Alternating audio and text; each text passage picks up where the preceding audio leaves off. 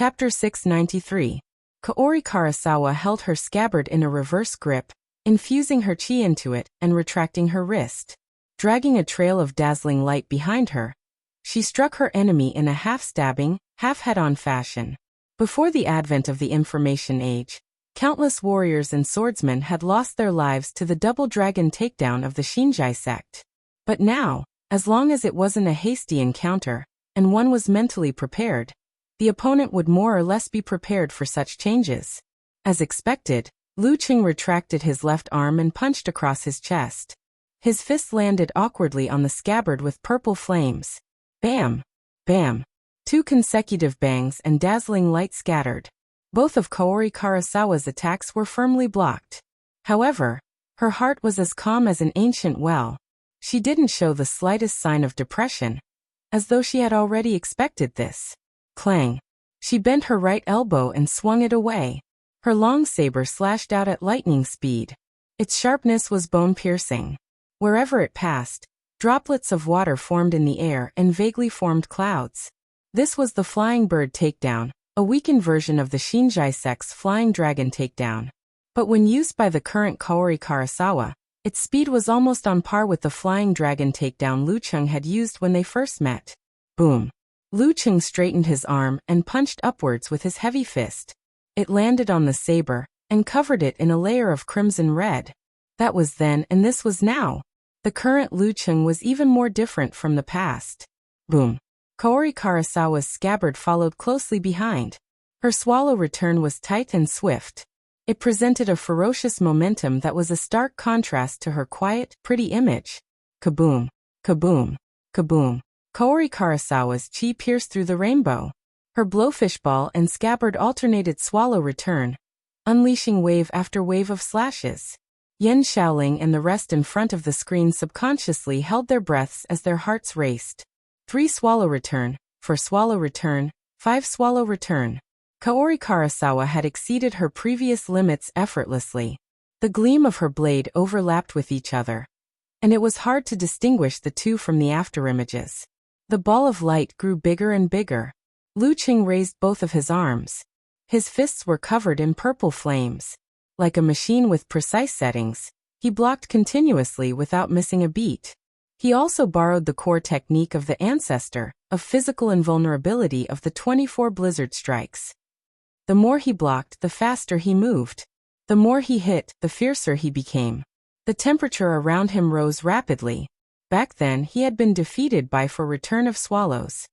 Now even 5 return of swallows, 6 return of swallows, and 7 return of swallows could not shake him in the slightest. Rumble! Rumble! Rumble! Tang Zai's saber light continued to flow, and the swallow return seemed to be endless until his opponent collapsed. 7 return swallows, 8 return swallows, 9 return swallows. Kaori Karasawa's 10th slash suddenly changed direction, her scabbard slashing vertically towards the space between her and Lu Qing. Bang! The airflow spread out instantly, forming a vacuum in the area. With the help of the pressure created by the imbalance, everything in the surroundings was thrown into the vacuum. Lu Qing also started to lean forward. Shinjai sect, vacuum extraction. Snap! Kaori Karasawa's right hand paused for a moment, followed by an almost inaudible compressing sound. Vacuum extraction followed by flying dragon extraction was the sure kill combo of the Shinjai sect. A ray of white light suddenly appeared, streaking across the horizon, leaving behind a cone-shaped cloud behind it. With an unavoidable speed, it slashed at Lu Qing's body. Lu Qing's silhouette was instantly distorted, shattering like a mirage. Kaori Karasawa's gaze froze. He had already dodged when vacuum extraction took effect, leaving behind only an illusion? How did he fool my mind eye? Rumble! It was only then that the sound of the saber light slicing through the air could be heard. The sonic boom created huge waves that slammed ferociously in a direction other than the attacker. As the drone's camera shook violently, the faint purple flames were like a wall, sticking close to the ground and burning towards Kaori Karasawa. Kaori Karasawa suddenly realized that the temperature around her was extremely high. Everything around her was distorted, like a mirage. Just breathing would burn her airway and cause injuries. A thought flashed through her mind, and she instantly understood why she was fooled. Unknowingly, Lu Cheng had already used his home ground environment to complete the setup of the 8th move of the fire sect, Mirage, Suffocating Hell. Through the dual influence of reality and mind, he prevented himself from seeing through the illusion. With a sidestep, Kaori Karasawa shrank and dodged to the side, avoiding the burning of the faint purple flames. Just as she steadied herself, the hot air around her changed shape, outlining a navy blue silhouette. Lu Cheng pulled back his shoulder, and his fist shot forward, rubbing against the air at high speed. It ignited the faint purple flames and landed heavily on his opponent's right shoulder. Kaori Karasawa didn't panic. The scabbard in her left hand shot out diagonally, swallowing the katana. She then let go of her right hand, allowing the hilt to take advantage of the momentum to crash into Lu Cheng's left fist. Clang! The tachi retracted back into the scabbard, perfectly fitting. Lu Cheng's fist exploded with flames and bounced off. Taking advantage of this opportunity, Kaori Karasawa twisted her back, her right hand once again gripping the hilt of her katana. Whoosh whoosh whoosh. She unsheathed her katana, changed her footwork, and slashed a few times at high speed. 8 bright and clear rays of light slashed at Lu Cheng from left, right, front, and back. It was like a giant snake with 8 heads attacking, biting, and frenzied. Shinjai Sek's profound move, Chaos of Yamada. At this moment, Lu Cheng seemed to be in the middle of a blooming lotus of light, with layers of petals rapidly closing in. Kaori Karasawa's attack wasn't over yet. After executing Chaos of Yamada, she jumped up, locked the hilt of her scabbard, held her katana with both hands, and slashed down against the wind. Her inner chi released a dazzling arc of light, sealing off the last possibility of her opponent's evasion. It was as though she could slice everything in her path in half. This was the most basic and most unadorned move in Japanese kendo, downwind single slash. It was used at the right time, flawlessly. Lu Cheng's face was as calm as an ancient well. Instead, his eyes shone with interest and eagerness. His palms, burning with faint purple flames, suddenly clasped together when Chaos of Yamada struck, compressing all the flames into a tiny point. Bam! As he separated his palms, the flames exploded.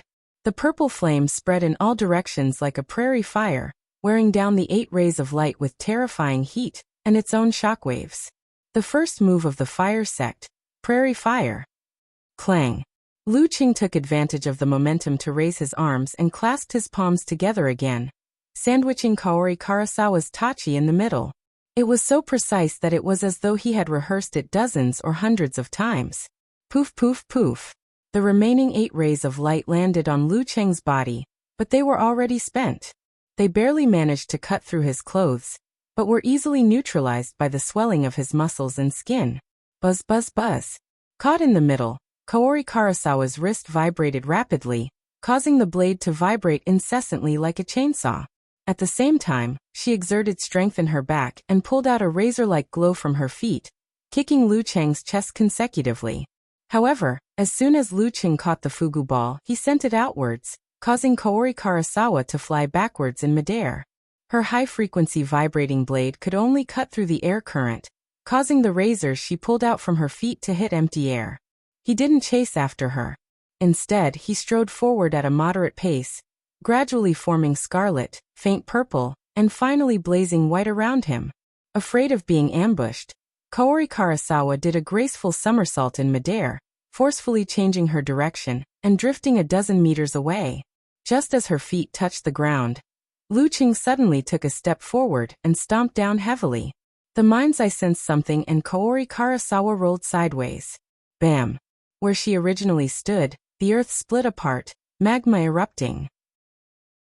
Scarlet-red liquid shot out like a fountain, scattering in all directions.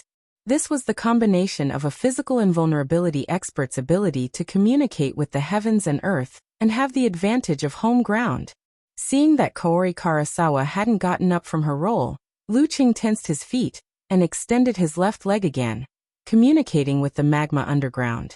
Kaori Karasawa was at the end of her rope and couldn't dodge anymore. She thrust her tachi in front of her, and infused it with her own chi. Radiance flashed and the ground trembled for a while before calming down. There was no volcanic eruption. Shinjai sect, Sitagarba takedown. At this moment, Lu Qing was already in front of Kaori Karasawa. Light blue and gold coalesced around him. The 5 flames were ready. He clenched his fist and punched downwards. 5 balls of fire of different colors gathered in a spiral. Kaori Karasawa's pupils shrank.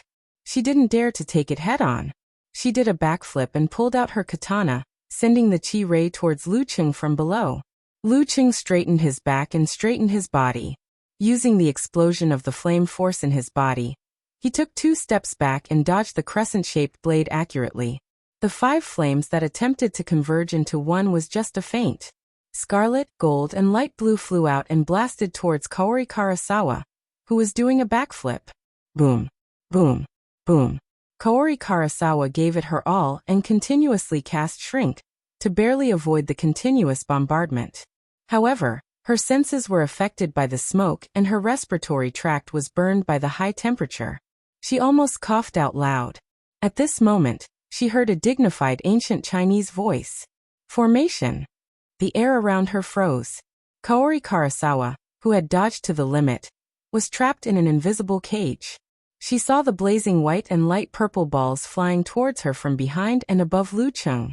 She clenched her teeth and tightened her grip on the handle of her katana. Snap. After a soft sound, a white glow broke through the cage and split the blazing white and light purple balls of fire into 2, causing them to fall to the sides. Rumble. The katana didn't hit Lu Qing, who had dodged in advance.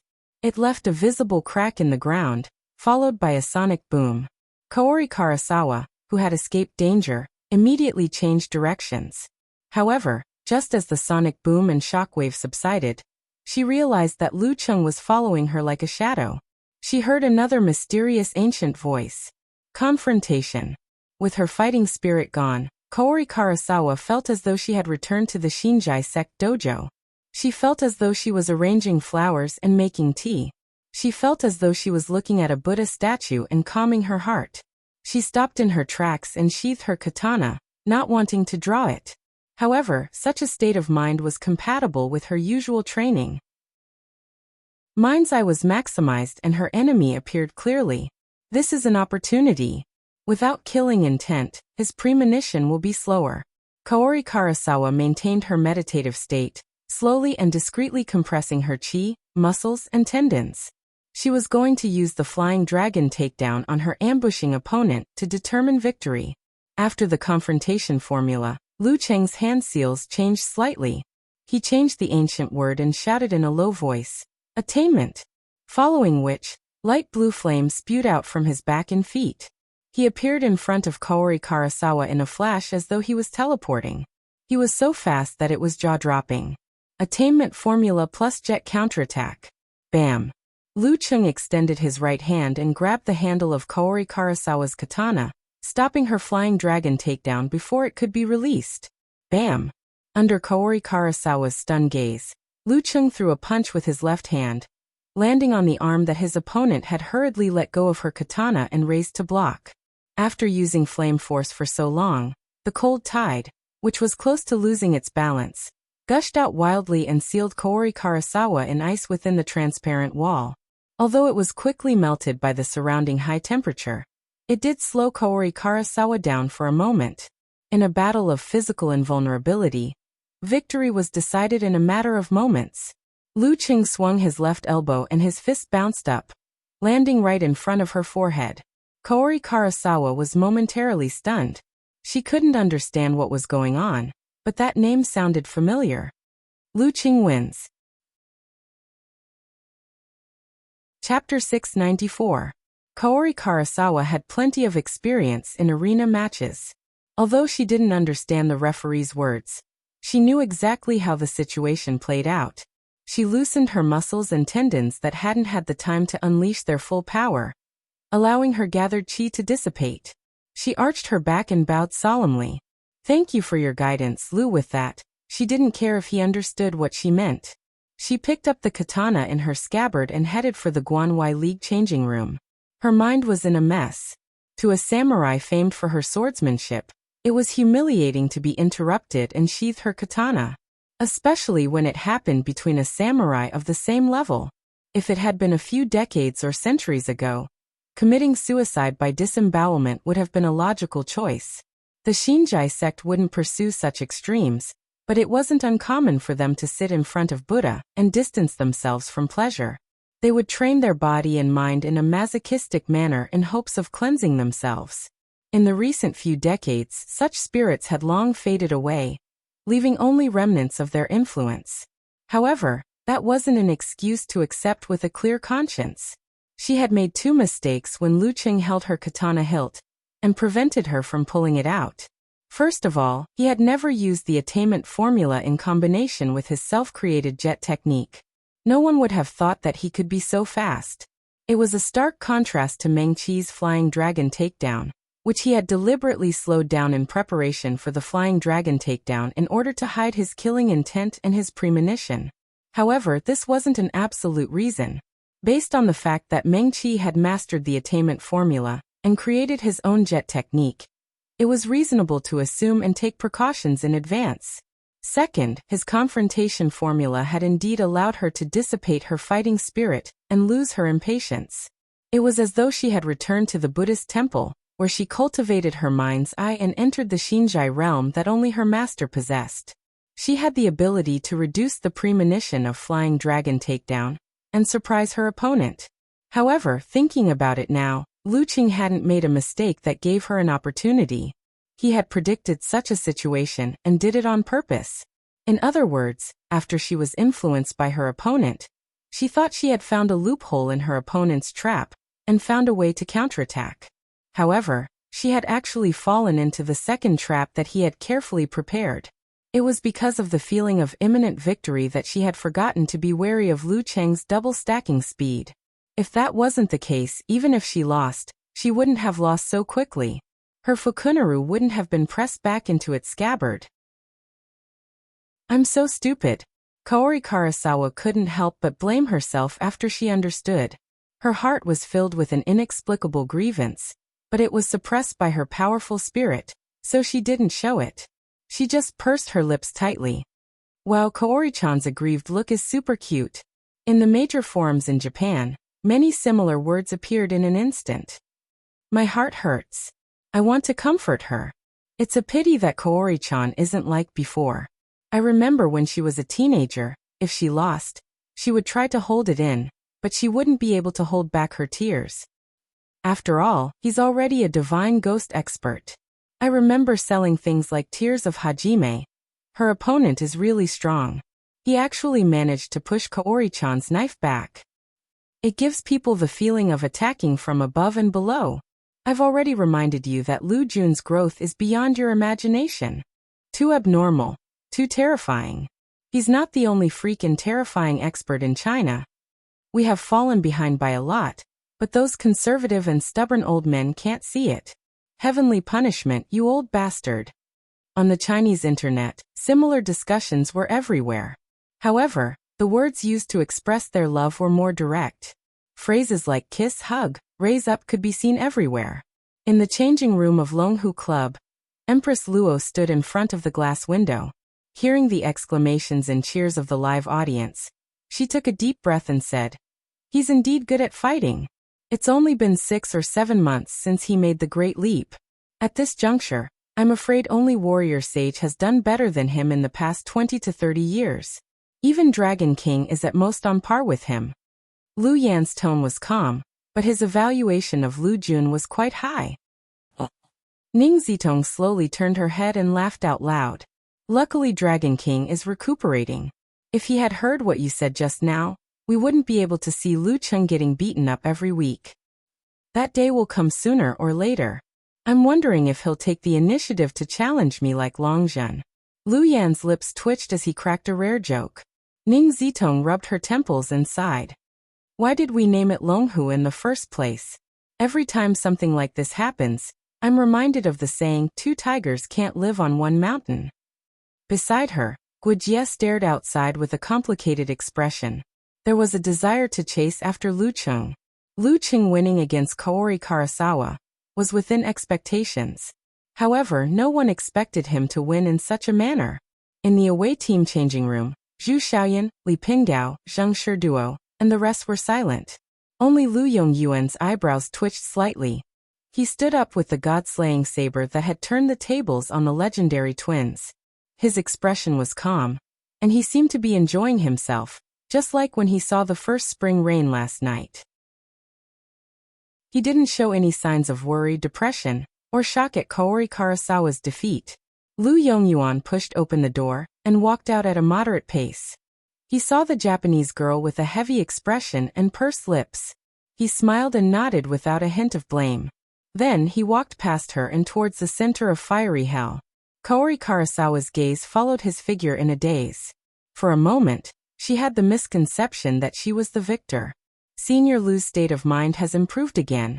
Lu Qing stood where he was. The crimson lava beneath his feet flowed slowly in the crevices. Around him, flames spewed upwards. His eyes were locked on the leisurely Lu Yongyuan. Compared to last year's master battle, this god-slaying saber's aura was completely different. He no longer had the feeling of absorbing light from the heavens and earth, and bringing dusk forward. He also no longer had the hair-raising feeling of a divine weapon pressing against his forehead. He was like a woodcutter with a full load, or an elder deep in thought as he fished. He had an indescribable harmony with the heavens and earth, as though he was an integral part of the painting. The more restrained and natural he is, the more terrifying the sharpness of the saber when it is unsheathed. Lu Yongyuan has washed away his dust and found his true self. Thoughts flashed through Lu Cheng's mind. He knew that his opponent had gotten stronger.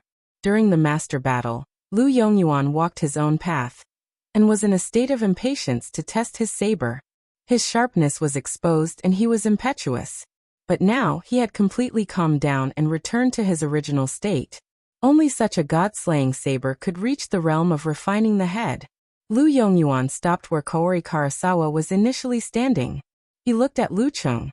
His chiseled features moved slightly, and he revealed a smile. This time it won't be just 9 sabers. P.S. The fight wasn't organized properly, so I had to stop here. Fewer words.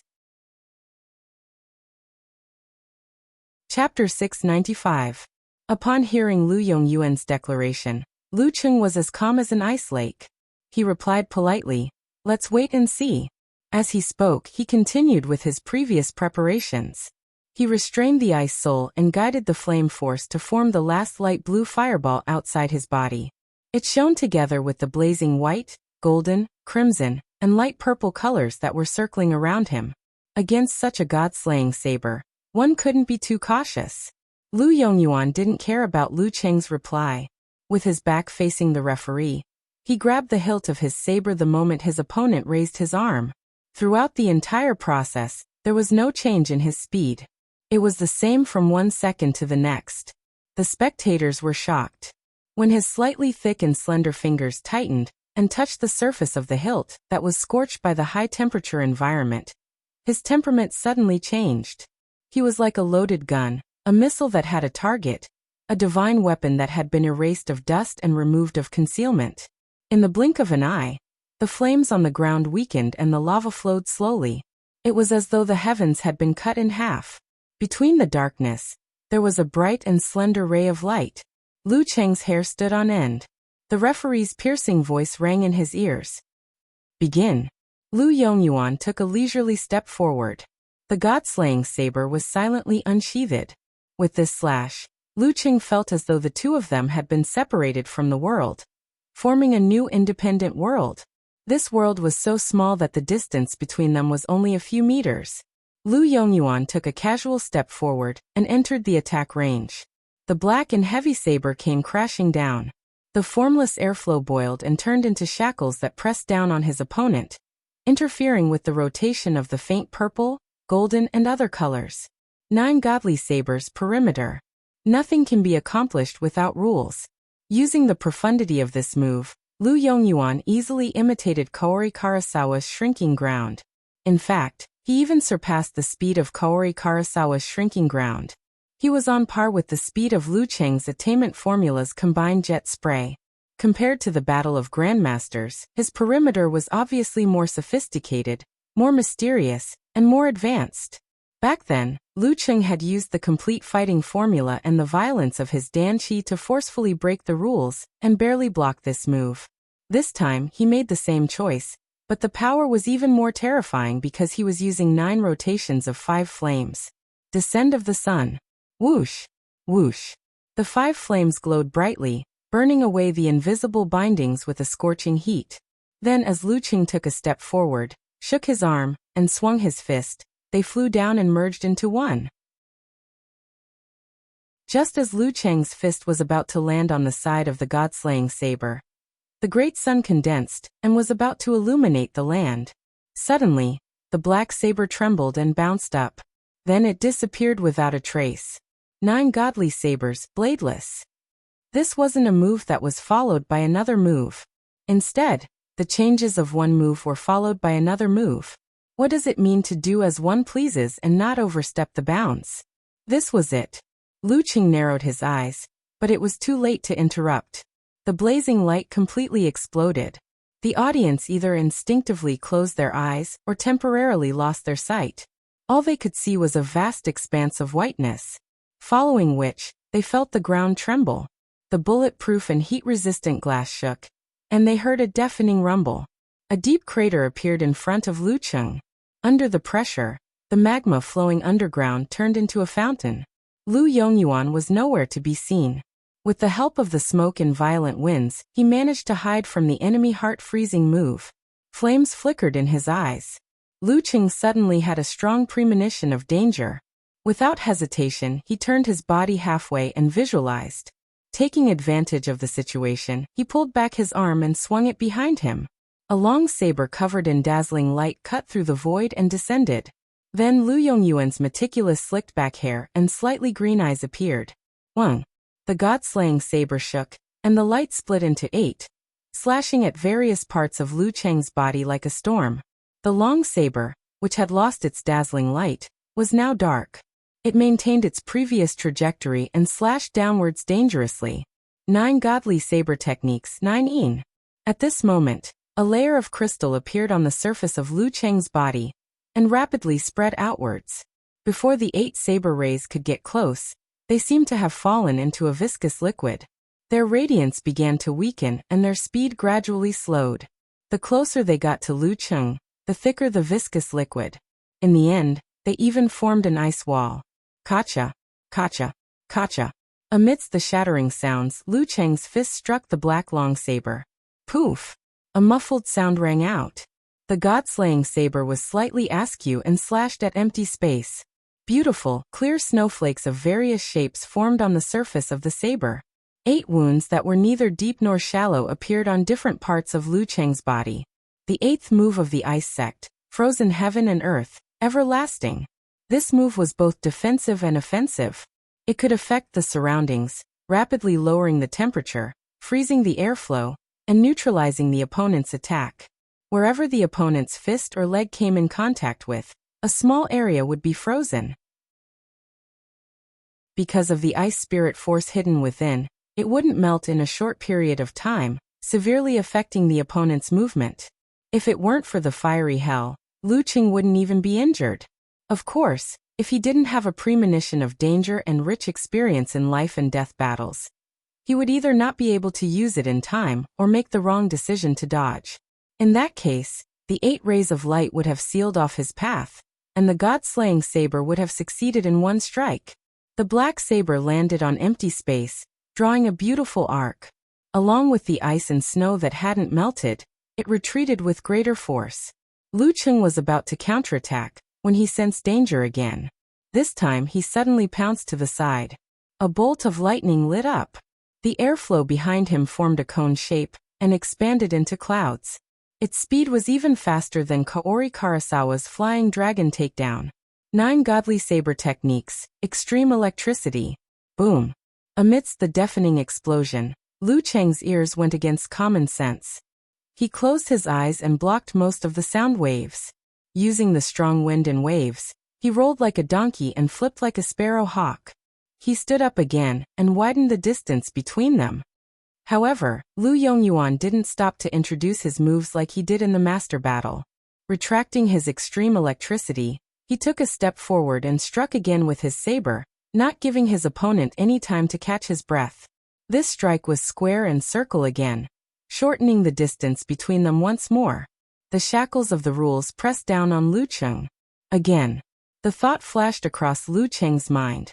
Taking a deep breath, he hugged his lower abdomen with his mental strength, forming a miniature universe of balance between darkness and stars. The stars moved and the fighting formula formed. With the eruption of Dan force, he swelled up to 2 meters tall. His clothes outlined his muscles, and his exposed skin was dark blue. The flowing lines of flame and the shape of ice crystals and snowflakes could be vaguely seen under his skin. He looked like a giant older than the gods. Bam! Bam! Bam! The shackles shattered inch by inch. Lu Cheng twisted his waist and back, and his right fist flew out like a rocket launcher. Boom! Flames erupted from the ground, and the tongues tore at Lu Yongyuan's legs. The god-slaying saber was also knocked back. After that punch, the flame force in Lu Cheng's body exploded, allowing him to exert strength for a second time.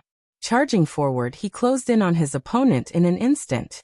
His left fist, covered in purple flames, swung diagonally upwards, aiming for his opponent's chin. Lu Yongyuan's expression was as calm as the water in a deep pool. Without any change, he lowered his shoulders and pulled the god-slaying saber again. Whoosh whoosh whoosh. He swung the 8 strokes continuously, blocking his opponent's attacks one after another. Bam bam bam. Lu Cheng swung his fists, smashing, hammering and swinging. Every strike was heavy and hot as he pressed forward crazily. Lu Yongyuan's 8 strokes seemed to be endless. Lu Cheng's violent attacks were like the scorching sun in the sky. No matter how strong or terrifying they would eventually be swallowed by the darkness. 9 godly saber techniques. Dusk. After a series of attacks, Lu Cheng, who had some poison in his body, had to take a breather. Lu Yongyuan, on the other hand, did the same sluggish action as if he was looking in a mirror. Not good. Sensing danger again, Lu Cheng shifted his center of gravity, swung his waist and pounced. Another bolt of lightning illuminated the earth fire, and a cone-shaped air mass was ejected out. At this moment, Lu Yongyuan's body sank, and his wrists became heavier. He forcefully interrupted the extreme electricity, stopping the god-slaying saber halfway. Boom! Amidst the sound of the explosion, the long saber bounced up and fell abruptly. It was like a real bearing lightning bolt or a spear from the gods in the sky thrusting towards the ground. 9 godly saber techniques. Heavenly spear. Another force change of moves. Bam! Before Lu Cheng could stabilize himself, he was enveloped by the saber. In a hurry, he could only respond with severe warning. His fists flew up, and his arms and body were covered in a layer of ice armor. To him, he could already execute simplified physical invulnerability moves quickly. Boom! The long saber paused, and Lu Cheng staggered. The ice armor shattered inch by inch. At this moment, Lu Yongyuan turned his arm and made a charging gesture. All of a sudden, darkness appeared and absorbed all the light in the surroundings. All Lu Cheng saw was darkness. All he heard was silence, and all he felt was emptiness. The last move of 9 godly saber techniques, eternal silence. Last time, Lu Cheng had to rely on the 9 words formula to break through his opponent's mental suppression and block the saber. He also relied on Lu Yongyuan's too slow. The long saber's speed was too slow, and there was still room for recovery if he made a mistake in judgment. Now that the god-slaying saber had made a comeback, it had probably overcome its shortcomings, and was hiding a change that targeted the 9 words formula. Facing this, Lu Cheng didn't feel the slightest bit of fear. Instead, there was a hint of joy in his eyes. This was the moment he was waiting for Lu Yongyuan to execute eternal silence. Logically speaking, even if he hadn't fought Kaori Karasawa, he wouldn't have much of a chance of winning against Lu Yongyuan, who was close to the level of Dragon King or Warrior Sage. Through the combination of martial arts and cultivation, the Dan into equilibrium, and the cosmic universe style, Lu Cheng had almost reached the level of a second pin when he had just mastered the unique skills of the Ice Sect and Fire Sect. When he mastered both, coupled with the experience of life and death battles in the war-torn zones, and his own insights, he wouldn't dare to say that he was a first pin. but he would have a 30% to 40% chance of defeating a mighty one of the same level. Unfortunately, Lu Yongyuan wasn't just a first pin. He was a mighty one with titles, the King of Sabers who had improved. Therefore, after the battle with Kaori Karasawa, he could only consider how much he could exhaust his opponent. However, if he only thought about exhausting his opponent, he would be restrained and unable to unleash his full potential. Therefore, Lu Qing set a grand goal to motivate himself to work hard. This goal was to defeat him. Defeat the god-slaying saber Lu Yongyuan. This wasn't completely hopeless. There was still a tiny possibility. It could be that what he had comprehended from the restriction sect, Clear Jade chapters, happened to counter Lu Yongyuan's self-created strongest move, Eternal Silence. In the silent darkness, Lu Qing lowered his center of gravity. His feet were in the air, and he lifted his right hand clumsily. This was the moment he had been waiting for. Chapter 696. Lu Qing raised his arm and clenched his fingers into a fist. The center of his palm was dim and dazzling. It was as though he was grabbing a part of the starry sky and the universe. It was deep, magnificent, vast, distant, and contained infinity. Bam! He pulled his shoulders and pressed his palms down. The darkness around him collapsed and shattered inch by inch. Brilliant light that reflected the light of the fire radiated from the cracks. The sky at night seemed to have countless holes that even Nuwa couldn't fix. The dark and heavy god-slaying saber was about to land on Lu Qing. It was at least twice as fast as the Grandmaster battle.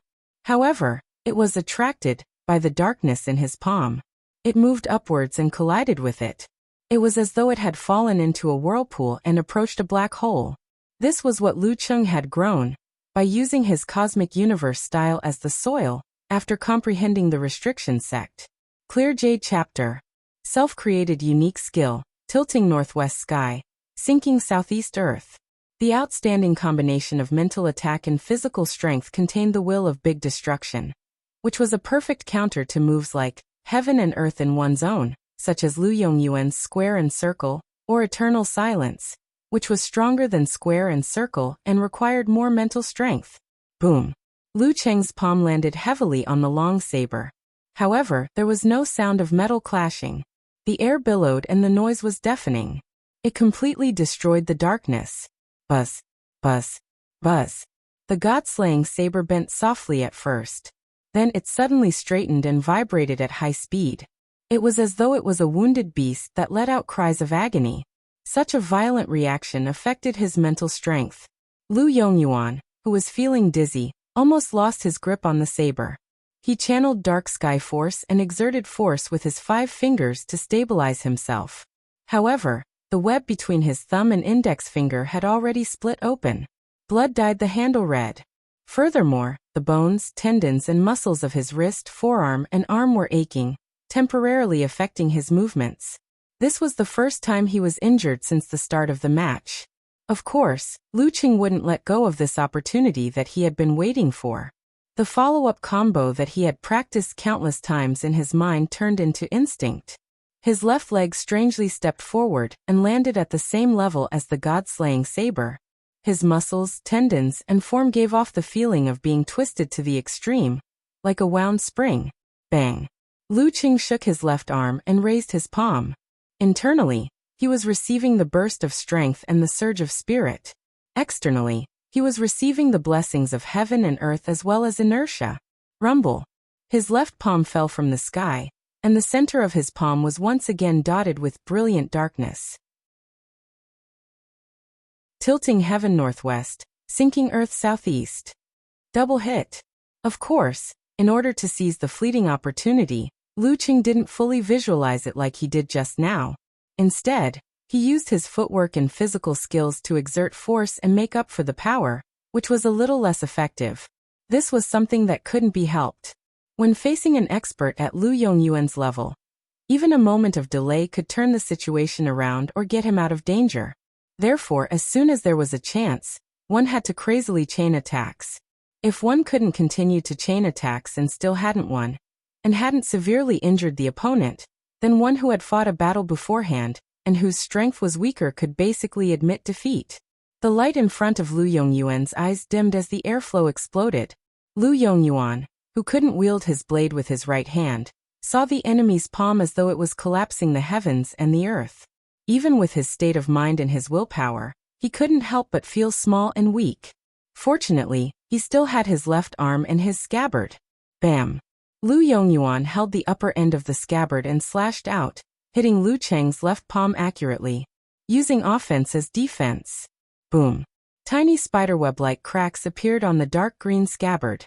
Lu Yongyuan's muscles trembled as he pulled his arm back. His right leg tightened as he was about to pull forward, not passively defending. At this moment, Lu Cheng lowered his center of gravity and channeled the rebounding force into his right leg, cracking the ground. Bam!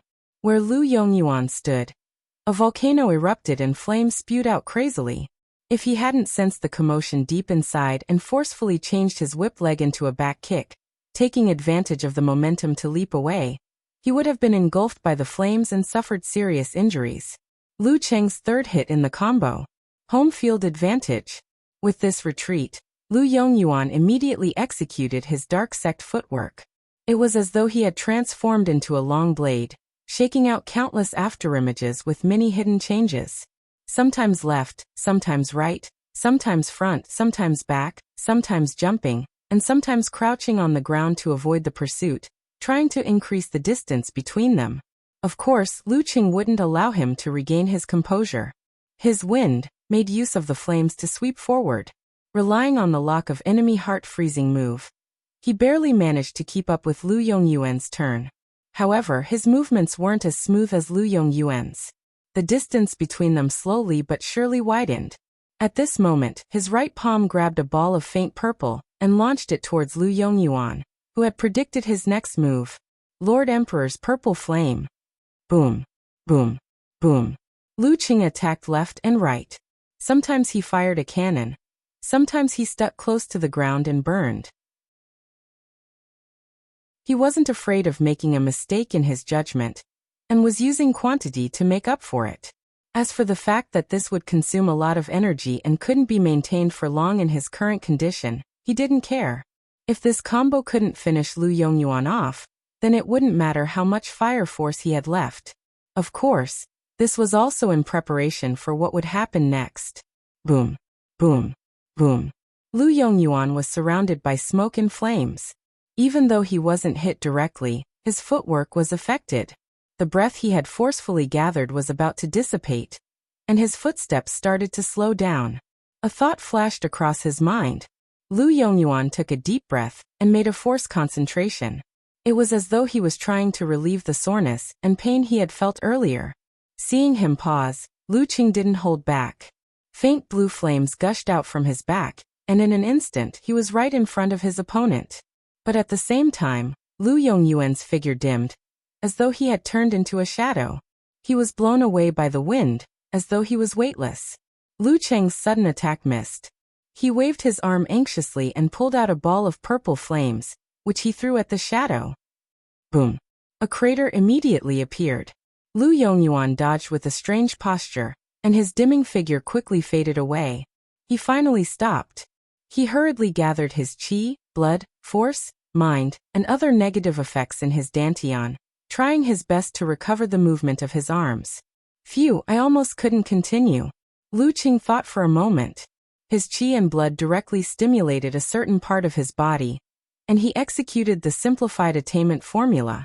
Bam! Faint blue flames gushed out from his back and feet again, propelling him across the distance between them. He blinked, in front of Lu Yongyuan, and threw a punch.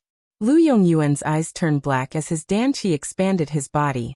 The god-slaying saber swung upwards at a mysterious and swift speed towards Lu Cheng's fist. The tip of the saber was dark and restrained, but it was even more terrifying. Lu Cheng's movements didn't slow down, and there was no hesitation in his eyes. His left fist, which wasn't covered by the purple flames, struck the saber. Splat! The sound of the blunt saber cutting into flesh rang out. The god-slaying saber cut through his skin, muscles, and fascia, and into his white finger bones. But there was an obvious pause, as though it was stuck there. No, it wasn't stuck. It was because it had already cut through the solid ice wall. It was because the saber was covered in a thick layer of crystal. It was because the frost had spread and sealed Lu Yongyuan in ice. Self-created unique skill, Lament of the Ice Queen. Lu Cheng had used so much fire force just now to create a temporary and extreme imbalance between ice and fire. He wanted to simulate a universe without stars and to simulate the terrifyingly low temperature. He didn't need to prepare anything else, nor did he need to surround himself with 5 flames. That was how he could use it. Using it cleverly depended on his heart. Crack. The ice coffin that sealed Lu Yongyuan didn't even last a second. Cracks appeared everywhere, as though it had been cut by countless saber glints. Lu Cheng, who didn't stop his combo, retracted his left fist covered in blood-colored frost. It was as though gunpowder had been ignited in his body. His right fist turned into a cannon and blasted towards his enemy. That wasn't all. He didn't care about the injuries on his left fist and arm. Using them as weapons, he followed up with a punch using his shoulder as a driving force. Bam! Bam! Bam! Lu Cheng used the internal eruption of Emperor Yen force to increase the speed of his punches. He threw 8 punches in the gaps between the moves of the other physical invulnerability experts. He was so fast that the audience thought he had 4 arms. If only my Orochi could reach this level, thought Kaori Karasawa, who couldn't take her eyes off the fight. To be able to force Senior Lu to this extent, Lu Cheng has really left me in the dust. Bam! Bam! Bam! The ice coffin shattered completely. Lu Yongyuan, who was still feeling cold, faced Lu Cheng's frenzied attacks. His god-slaying saber and scabbard moved horizontally and vertically, up and down. Even though he was slightly slower, he blocked the 8 consecutive punches purely with his saber techniques and judgment. Bam! Lu Cheng suddenly bent his knees, arched his back, and pounded his fists on the ground like a madman. Lu Yongyuan felt the pressure lessen. Just as he was about to take advantage of the situation and switch from defense to offense with Heavenly Spear, his expression changed as he sensed the madness underground. With this attack, Lu Cheng was going to detonate the fiery hell within a few dozen meters, draining most of his home field advantage. Left, right, forward, backward, I'll be hit by the lava. Even with Dark Sky's protection, I'll only be able to withstand it for a short while. It's inevitable that I'll be severely injured. Next up, I'll have to face Empress Luo. Thoughts flashed through Lu Yongyuan's mind. He jumped up high, his legs shrouded in darkness and hard to see. Boom. Other than where Lu Cheng was, the ground within a 30-meter radius caved in. Flames, lava, and dust spewed high into the air. The sky was first crimson red, then turned gray. The fountain surged for an unknown number of meters before finally running out of momentum. It spilled downwards, but it failed to engulf Lu Yongyuan. It merely tore at his ankles and below for 2 seconds. The darkness faded, and his shoes and socks turned to dust. Lu Yongyuan was about to unleash his blade aura towards the lava to cross the volcano when his surroundings suddenly turned dark. It was so dark that it felt like the depths of the universe. It was extremely cold. In the distance, stars moved one after another, maintaining balance. Lu Cheng's previous attack was both to detonate the accumulated energy underground and to prepare for his follow-up combo, Universe Phantom. He straightened his back, raised his hands, and stood up abruptly. Lu Yongyuan first turned into a bug in a transparent amber. Then he saw the stars coming at him one after another. I've won, right? Lu Cheng was exhausted from the combo. He looked up at the sky, waiting for the result. Boom. Boom. Boom. The ice coffin exploded, and more stars came at Lu Yongyuan like a net. Seeing that the intense explosions were about to happen, a ray of light slashed out, and darkness surged, enveloping the specks of light. There was no sound, no light. The 9th move of the Dark Sect. Dark Devouring Sun, Descent of Eternal Night. This was also the blueprint for the last move of Lu Yongyuan's 9 godly sabers, Eternal Silence. However, compared to Eternal Silence, which hadn't been perfected, this killer move of the Dark Sect was obviously more complete. SS. Lu Cheng gasped. He didn't expect Lu Yongyuan to use this move without any preparation. If he had done so earlier, wouldn't he have won long ago? Looks like he wouldn't use it so easily. He would have to pay a hefty price in a breath, The darkness was torn apart like a curtain. Faint rays of light fell, and were swallowed by the lava. Lu Yongyuan's figure appeared. His hair was still neat, but his clothes were in tatters. The god-slaying saber was trembling nonstop. He seemed to have lost his strength temporarily and fell straight down. There was no ground below him, only the undulating and slowly flowing crimson lava. Lu Qing narrowed his eyes and raised his right hand with difficulty. At this moment, Lu Yongyuan recovered. His figure dimmed, and he turned into a shadow again. His fall slowed significantly. Following that, he was about to slash at Lu Qing's location, and used the recoil to change direction. He seemed to still have a lot of strength left. However, a majestic purple color appeared in his eyes.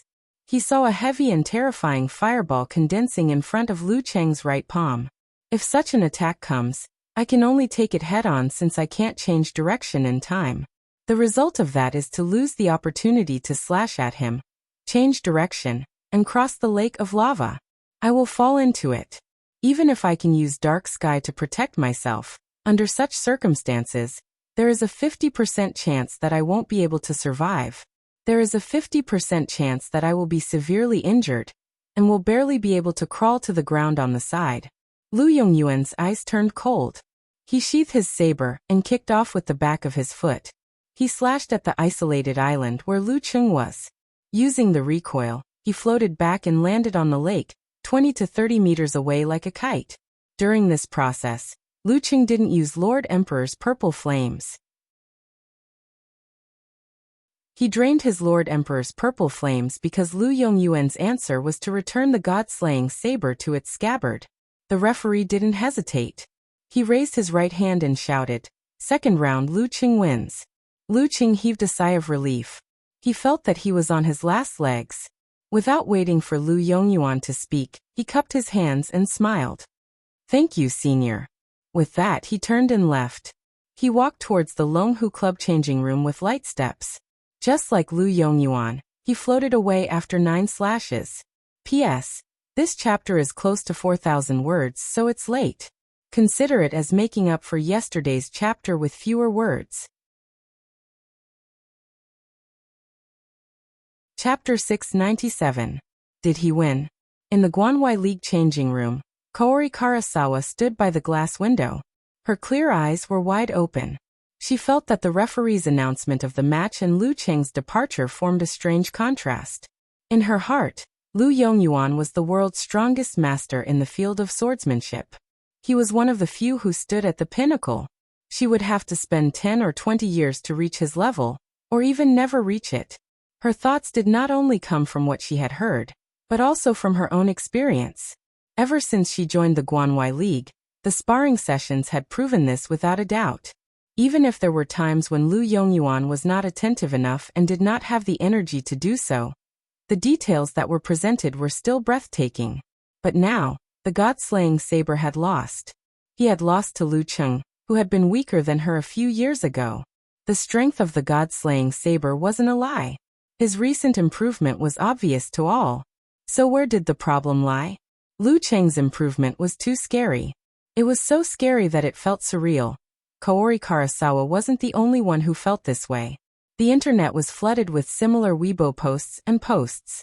Even in unrelated places, there were many posts expressing strong emotions such as, "What the F*** CK, and is it morning?"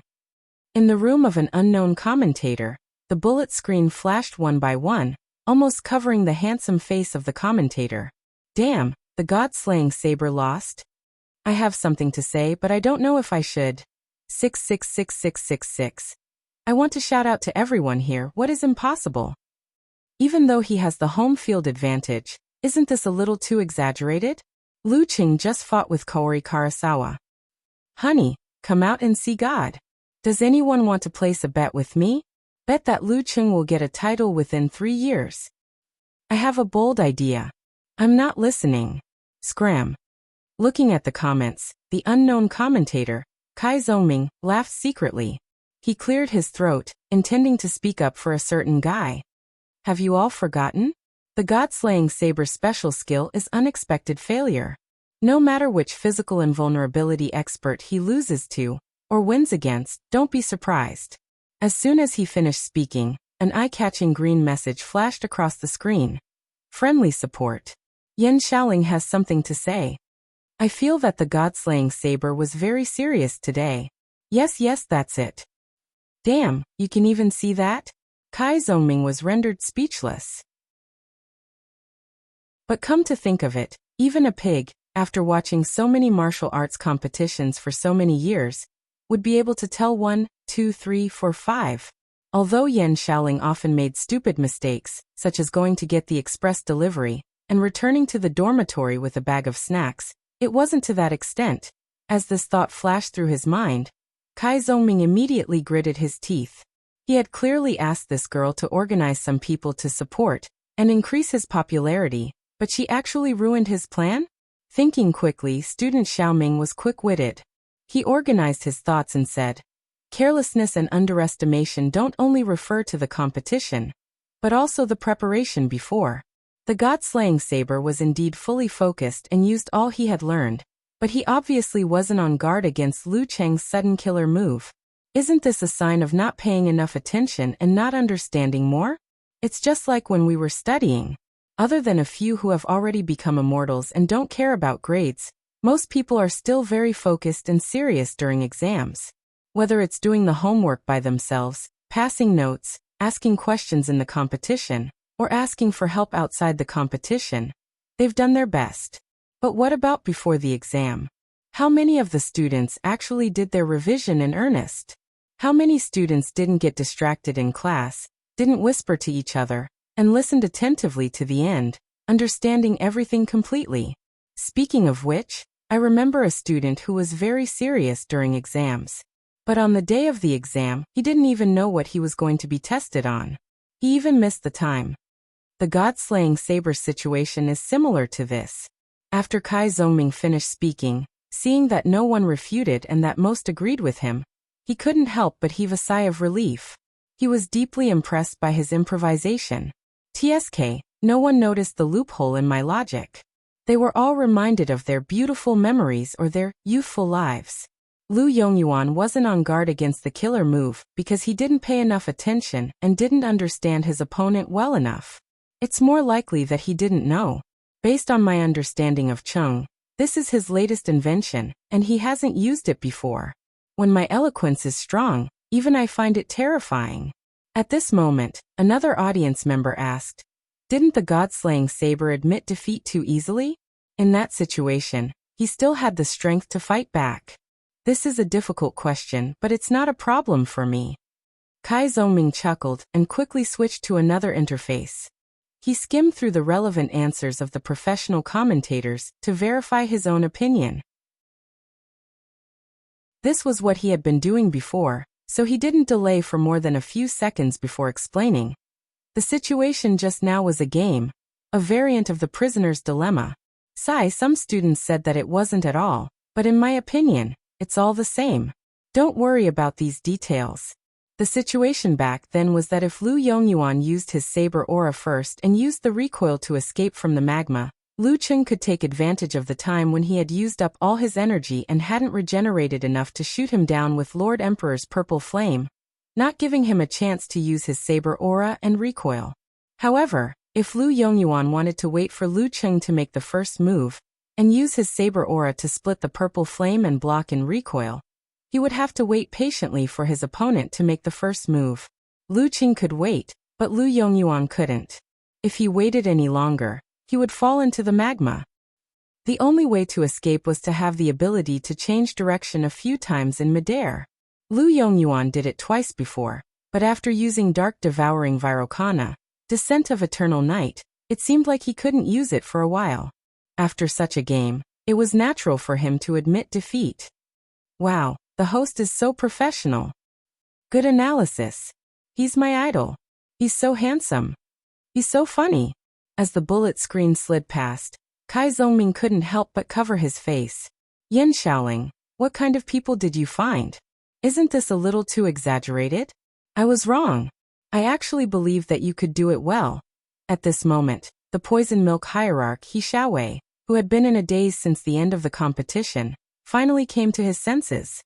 He realized that the cup of water he was drinking wasn't aimed properly, and had wet his chin and clothes. I was wondering why it was so cold. He Xiaowei put down the cup and took a few pieces of tissue paper to wipe it clean. After he was done, his eyes flashed with residual shock and gradually increasing excitement. He began to consider the content of his Weibo post. When the legendary twins stepped onto the stage of physical invulnerability, I was still a child. Yes, a child of 18 or 19 years old. I didn't have enough clarity and maturity. But now, am I witnessing the dawn of a new era? The Wisdom King, who had already won 2 titles, Lu Qing, who was improving at a terrifying speed, Peng Liyun and Ren Li, who were desperately trying to catch up, King of Swords, and the others who were gradually fading out of the professional scene, Dong Baxian and Lu Yongyuan, who were still in their prime, Dragon King and Warrior Sage, who had been on the verge of a breakthrough for a few years. After a moment of silence, He Xiaowei typed a few words in the box. We can look forward to Lu Qing getting a title in the next year or 2. I'm witnessing the dawn of a new era. Standing at the edge of the lava lake, Lu Yongyuan watched Lu Cheng's back as he left. He narrowed his eyes slightly and hid all his emotions. He must have used what he learned from the restriction sect, clear jade chapters. If I had seriously asked my friends in the military, even if I couldn't figure out what he learned, I would have known that he was qualified to learn the restriction sect, clear jade chapters. I would have been on my guard. But no matter what, he's already an opponent I have to take seriously. After a while, Lu Yongyuan, with his meticulous hairstyle, turned and walked towards the away team's changing room. Under the illumination of the flames, his back seemed bleak. The closer Lu Qing got to the Longhu changing room, the weaker he felt. If he hadn't defeated Kaori Karasawa so quickly, he would have lost. Amidst the cheers, he saw the martial arts fanatic, Wuxia, walking out quickly with a disappointed expression. In the changing room, Empress Luo shook her head helplessly. She said to Coach Lu Yan, "Your plan is ruined." What? Lu Yan didn't react immediately. Ning Zitong's lips twitched. You said that you wanted her to go on stage under pressure to train. Well, there's no pressure now. Guojie and Zhu Xiaoyan were both second pin. Even if they were slightly weaker and lost the match, there were still big shots behind them. Lu Yan fell silent. After a long while he muttered to himself, "How would I know this would happen?"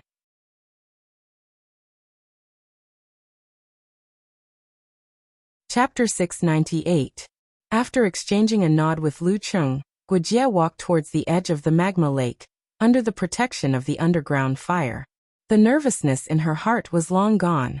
It was even worse than when she participated in the title match. It was closer to being arranged to fight in an unimportant match. However, this didn't affect her yearning for matches. Challenging different opponents, witnessing different secret arts, and experiencing different styles had always been one of her hobbies. The nickname martial arts fanatic wasn't made up by others. How could there be no wind without a cause? In the changing room of the Guanwei League, Zhu Xiaoyan, who had a healthy weak complexion and a slender figure of average height, sighed and stood up slowly. Sister Xiaoyan, don't feel pressured, consoled Zheng Shiduo, who was about 2 meters tall. It wasn't the first time Boss Lu had unexpectedly lost a match. We didn't expect you to win 1 versus 2. Especially with Empress Luo, who was famous for her movement techniques. Zhu Xiaoyan put her finger to her lips and made a smile. I'm not feeling pressured. I'm just lamenting that the martial arts fanatic is indeed a martial arts fanatic. Other than practicing martial arts, competing, eating and sleeping, it's all about practicing martial arts, competing, eating and sleeping. I can't believe I didn't manage to collect any dark history of hers. It's going to be tough later.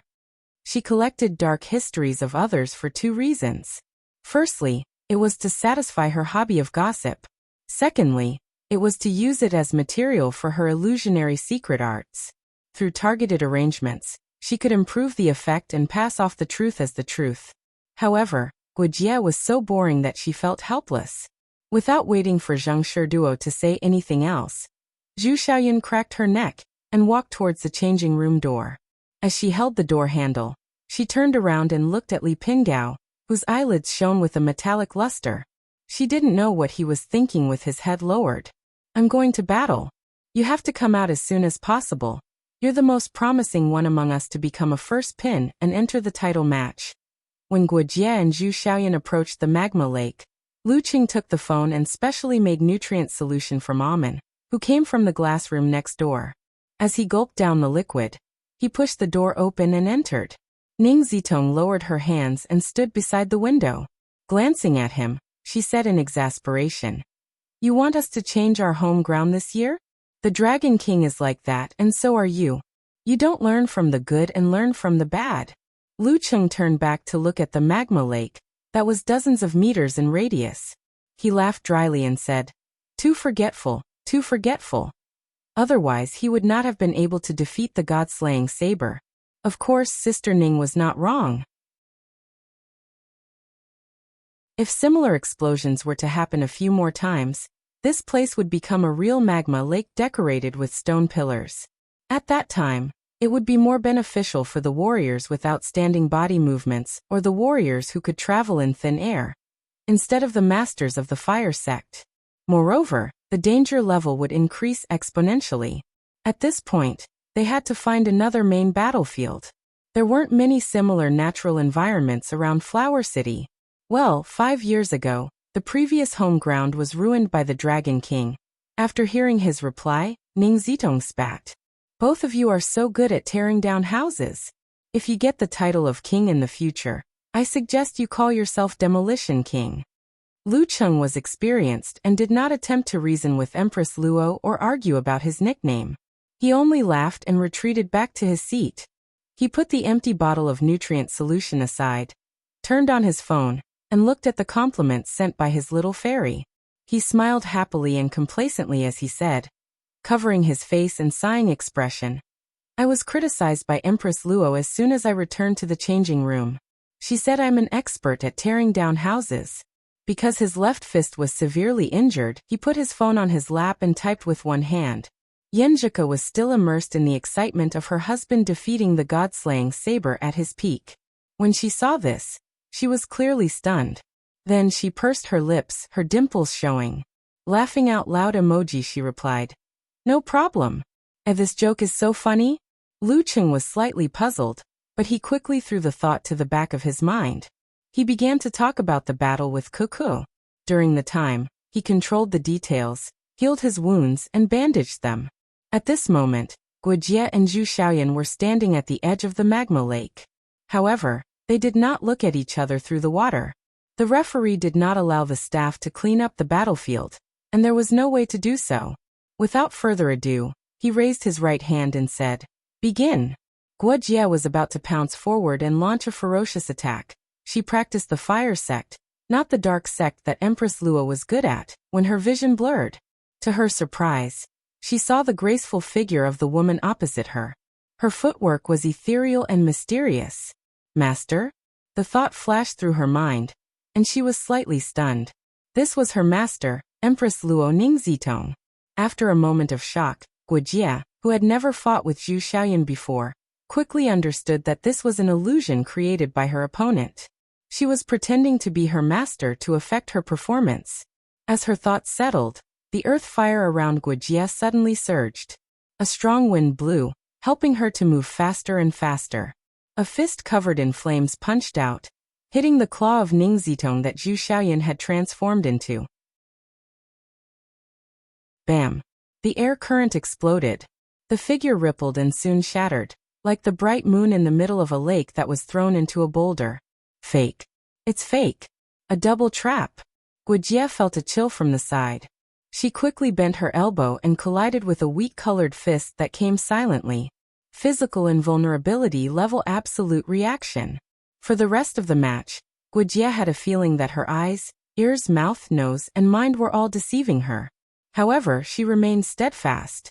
Focusing on defense and mixing in area of effect attacks, she managed to hold on for more than 10 minutes. She even put Zhu Xiaoyan in a difficult position a few times. Unfortunately, Zhu Xiaoyan was indeed a genius in illusion techniques. After a long battle, she seized an opportunity to use truth as illusion to deceive her opponent's senses.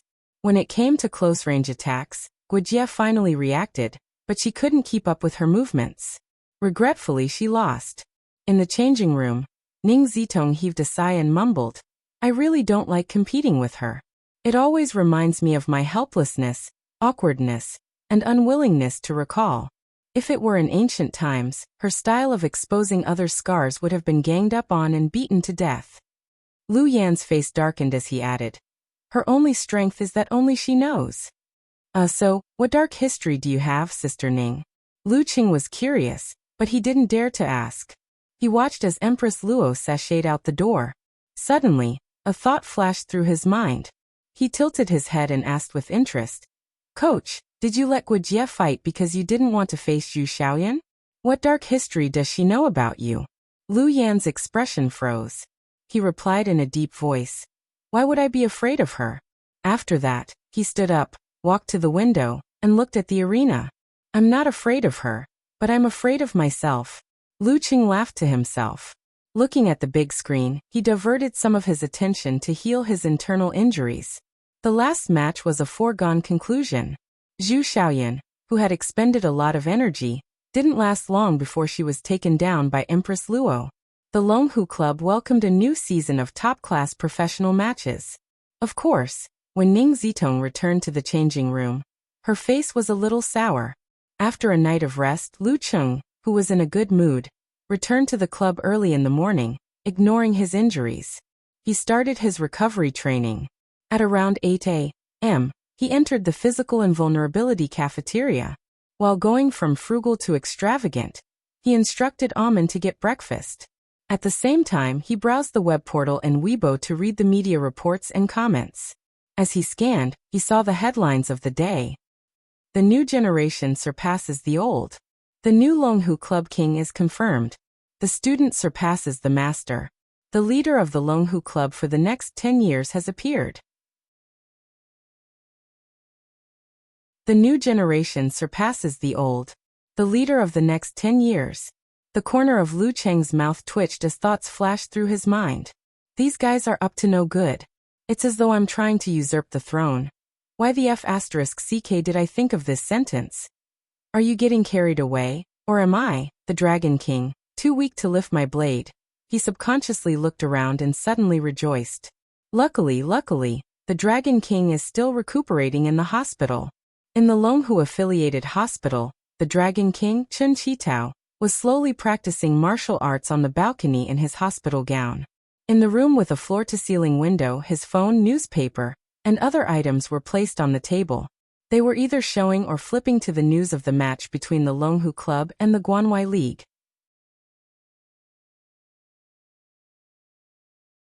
Chapter 699. Mr. Lu. Amen, who was carrying a basket of breakfast, called out nervously when she saw Lu Cheng's odd expression. Lu Cheng snapped out of it and put down his phone. He squeezed out a smile. Just put it down. Go get what you want. Amen nodded with a smile and left. Her professional credo was to never ask about things she shouldn't. Lu Cheng picked up a quicksand bun and took a bite out of it. Just as he was about to flip through the pages with one hand to look at the comments below the headlines, he saw Empress Luo, Ning Zitong, enter energetically in her white sportswear with a towel around her neck. You just started eating? Ning Zitong greeted him with a smile. Then she remembered something and said, Dragon King will only be back next week for recovery training. We'll still have to rely on you for the second round. Dragon King will only be back after some time? Lu Qing heaved a sigh of relief. He subconsciously rubbed the corner of his mouth that was still hurting. Sister Ning, I'm fine. Really? You're going north to Xiaofeng to challenge Daxing Temple? Ning Zitong replied with a half-smile. She pulled a chair over and sat down. Damn, I forgot that Daxing Temple is our next opponent, and it's their home ground. Lu Qing was stunned for a few seconds. He pretended to be calm and said, I've been looking forward to it for a long time. Daxing Temple was a powerful force that could compete for the title of world number 1. Although they were slightly inferior to Longhu Club and Shangqing Sect, they were not to be underestimated. Abbot Divine Monk Faiyuan was from the same generation as his master. He was 57 years old and practiced silent meditation. He had mastered thought steal and had won 2 titles in the past.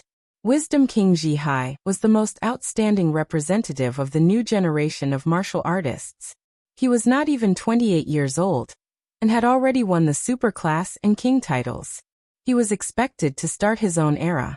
Living Buddha Shirshan had mastered the mystery of reincarnation and was the toughest first pin fighter to deal with. This was basically the main lineup of two superclass first pin players.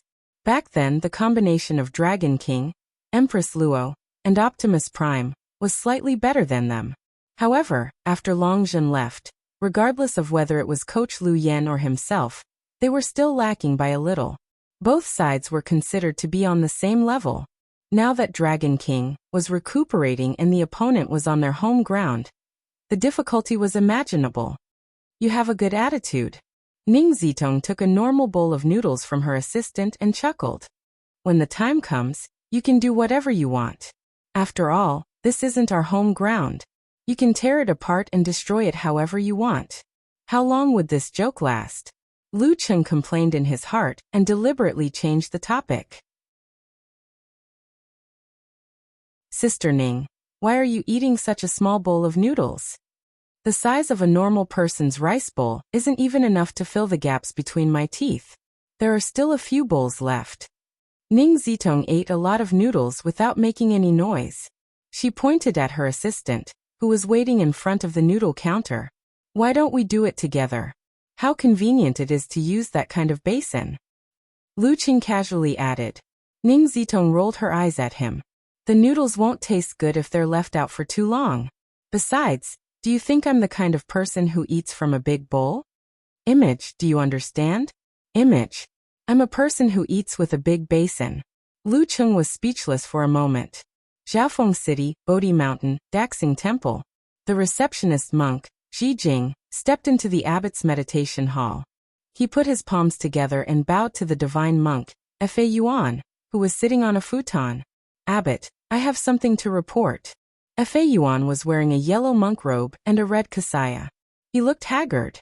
The corners of his eyes, mouth, and nose were sagging. However, there weren't any wrinkles on his face. His eyes were kind and calm, deep and profound. Everyone who looked at him could only see their own reflection. As soon as Xi Jing finished speaking, he reached out and accurately pulled out a piece of paper from a stack of paper plates and held it horizontally in front of his chest. Written on it were two large black words and a question mark that stretched to its limits. What's the matter? Xi Jing was already used to this pattern. After all, his abbot practiced silent Zen. He deliberated over his words and said, Abbot, the reporters who came today strongly requested to interview you. They have a direct line to Haizili. What's wrong with those people? Don't they know what silent Zen is? Fa Yuan didn't look surprised at all. It was as if he already knew. His eyes were filled with compassion. He took a blank plate and wrote a few words. Let Shirshan and Jihai go. I still have homework to do. Yes, Abbot. I'll go find Jihai and Junior Shirshan immediately. Xi Jing looked at it carefully and put his palms together. Fa Yuan smiled slightly and pulled out another plate from the stack of plates. On it was written, I want supper, I want supper, I want supper. Xi Jing's eyes widened as he stood there in a daze. Fa Yuan's eyebrows relaxed as if he understood something. He quickly threw the plate away and pulled out another one. On it was written, I asked Shirshan to help me organize it. No wonder. The abbot wrote this in advance. He understood Junior Shirshan's nature very well. Xi Jing suddenly understood. Fa Yuan nodded slightly and pulled out a new plate from the original position. Good. The words were slightly ugly, like the scribbles of a child. It was a different style from before. Then I'll take my leave first. Xi Jing held back his laughter and bowed. Fa Yuan picked up the plate on the top and wrote in a strict and majestic manner, Namo Amit Ba. After Xi Jing left the meditation room and closed the door, Fa Yuan hurriedly waved his sleeve and rolled up the plates, letting them fall down and show their contents. With a glance he saw the printed funny emoji and the emoji underscore. His lips quivered a few times and almost opened. After leaving the abbot's meditation room, Xi Jing looked at the sky and walked to the kitchen. Sure enough, he saw the fat and tall living Buddha, Shirshan, staring into the kitchen, swallowing his saliva as if he couldn't wait any longer. Junior Shirshan, the abbot has orders for you, Xi Jing said with a smile. What is it? Sher Shan didn't turn his head. He wants you to accept an interview. Oh right, help me inform Junior Ji Hai. Ji Jing went straight to the point. I'm not free. Sher Shan smelled the fragrance of the steamed buns and waved his hand. Ji Jing put his hands behind his back and walked 2 steps. He laughed and said, "This time the reporter has a big background. We have prepared a lot of tea, fruits and snacks for him. They are all the best." Where? Sher Shan suddenly turned around. Clear Heart Courtyard. Ji Jing held back his laughter. They wanted to interview the abbot first. What kind of people are they? Don't they know that the abbot practices silent meditation? Oh right, Junior Sher Shan. Why do you have to practice silent meditation when you practice thought steal? Haha, of course you don't count. You are the predecessor of the predecessor. Sher Shan's chubby and slightly swollen face showed a bit of emotion as he said, "There are gains and losses. Since he has mastered thought steal, it's better to practice silent meditation." Why? Ji Jing was curious. Whether it was the abbot or Sher Shan, they had never used thought steal in front of their fellow disciples. You really want to know? Sher Shan asked with a strange expression. Yes. Ji Jing quickly nodded. Sher Shan's voice became low and deep as he said, "Of course I want to know. Why wouldn't I dare? What is this glutton trying to do?" Ji Jing's expression changed and he hurriedly waved his hand and said, I didn't think so." Sher Shan's mouth twitched slightly as he continued. Bah, he can really hear what I'm thinking. How can this be? I've secretly scolded him so many times, saying that he doesn't look like a living Buddha at all. Ji Jing opened his mouth and wanted to say something, but in the end, he couldn't open his mouth. Sher Shan kindly helped him to add on. I'll scram myself." Before he finished his sentence, Ji Jing lifted his sleeve, covered his face and hurriedly left. Look, at this time, don't you wish that I had practiced silent meditation? Looking at Ji Jing's back, Sher Shan shook his head and laughed. He wasn't angry at all that Ji Jing often slandered him in his heart. He shook his monk robe and went to the Bodhi courtyard. Just as he entered, he saw Wisdom King Ji Hai standing under 2 Bodhi trees. This famous young monk wore a white monk robe and had a handsome baby face. He often had a smile on his face, giving off a cheerful and friendly feeling. At this moment, he was looking at the top of the Bodhi trees, deep in thought. No one knew what he was thinking about. Sher Shan didn't try to listen to what he was thinking. This wasn't only because of self-restraint, but also because of the other party's spiritual cultivation. When he first mastered thought steal, he had once listened to Senior Ji Hai's thoughts. He realized that Senior Ji Hai was a person with a unified mind. When he was cultivating, he would cultivate. When he was eating, he would eat. There were almost no distracting thoughts. Of course, there were times when he thought a lot, such as now. However, due to his strong spiritual cultivation, he could only hear the general idea and lacked the details. Sensing Sher Shan's arrival, Ji Hai retracted his gaze and turned his head. He revealed a smile that was as bright as the sun. Just now, I suddenly felt a sense of disgust towards myself. Disgust what? Sher Shan played along and asked. I can see through everything, but I still care about fame. I feel ashamed. Ji Hai shook his head and laughed, as though he was talking about someone else.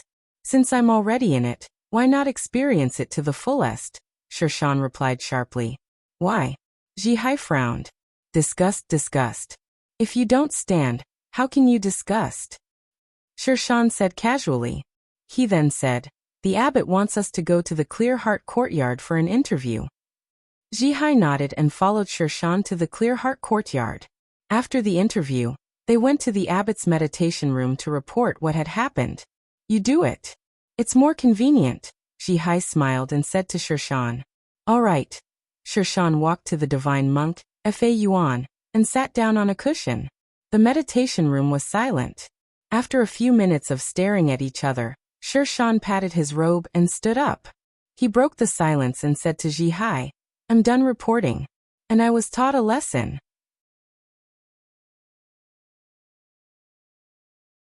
Chapter 700. Friday night, on the streets of Xiaofeng. Lu Cheng controlled his facial muscles to change slightly as he walked among the bustling passers-by.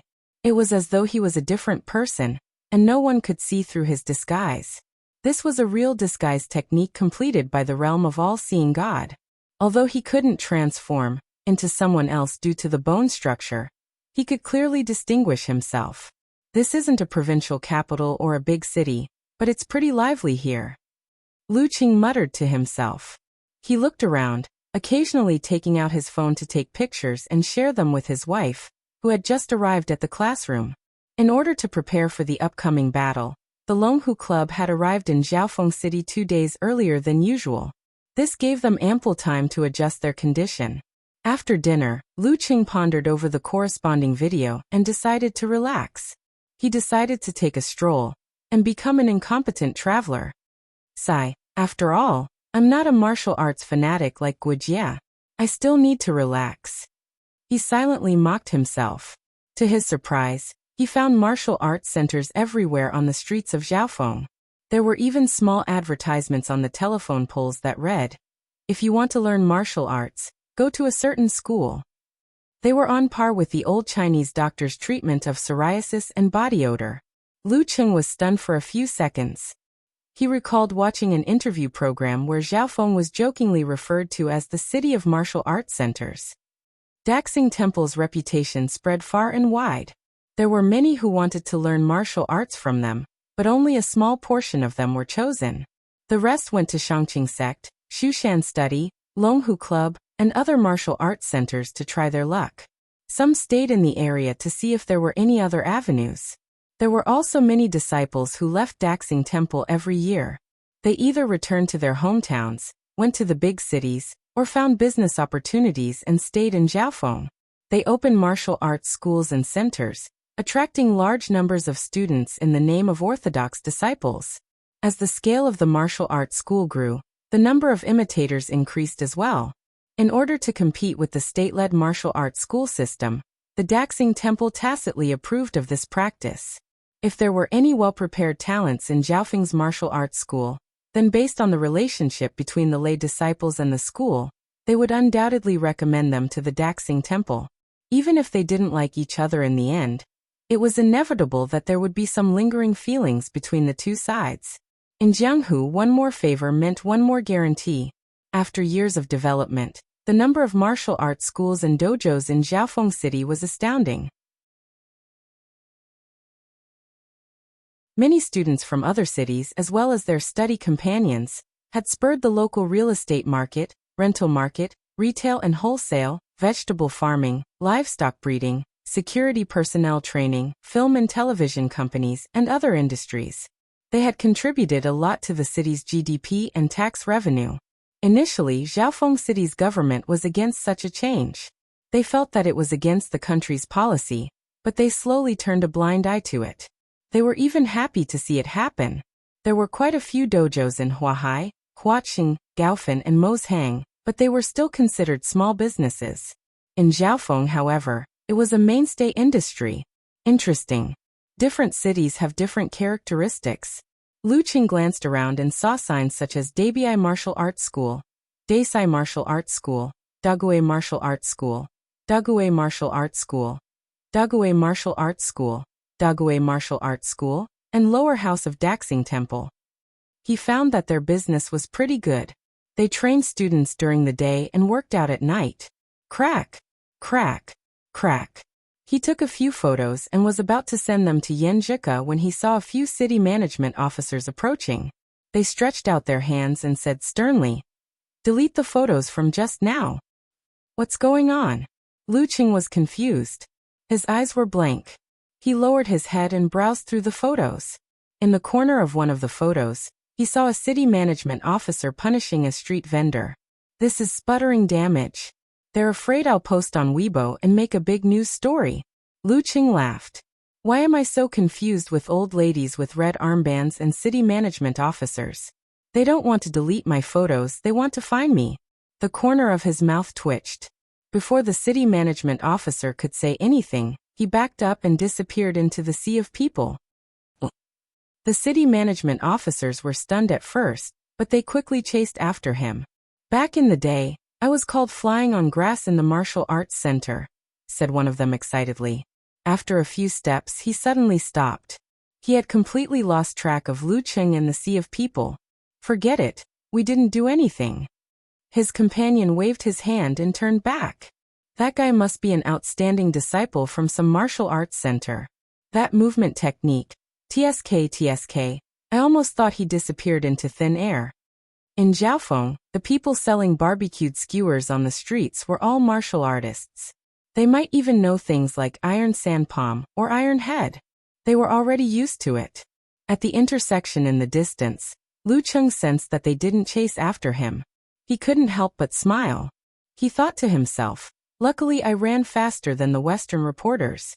He wasn't affected by the previous situation. If he took it seriously, he would have lost. I was almost fined again. Lu Cheng sent a message to Yanzheka, exaggerating. Why did I say again? Yanzheka had just finished her class. She asked him with an emoji. What bad things did you do again? Did you break someone's floor tile? Did you break a pitiful tree? Did you break a bicycle's chain?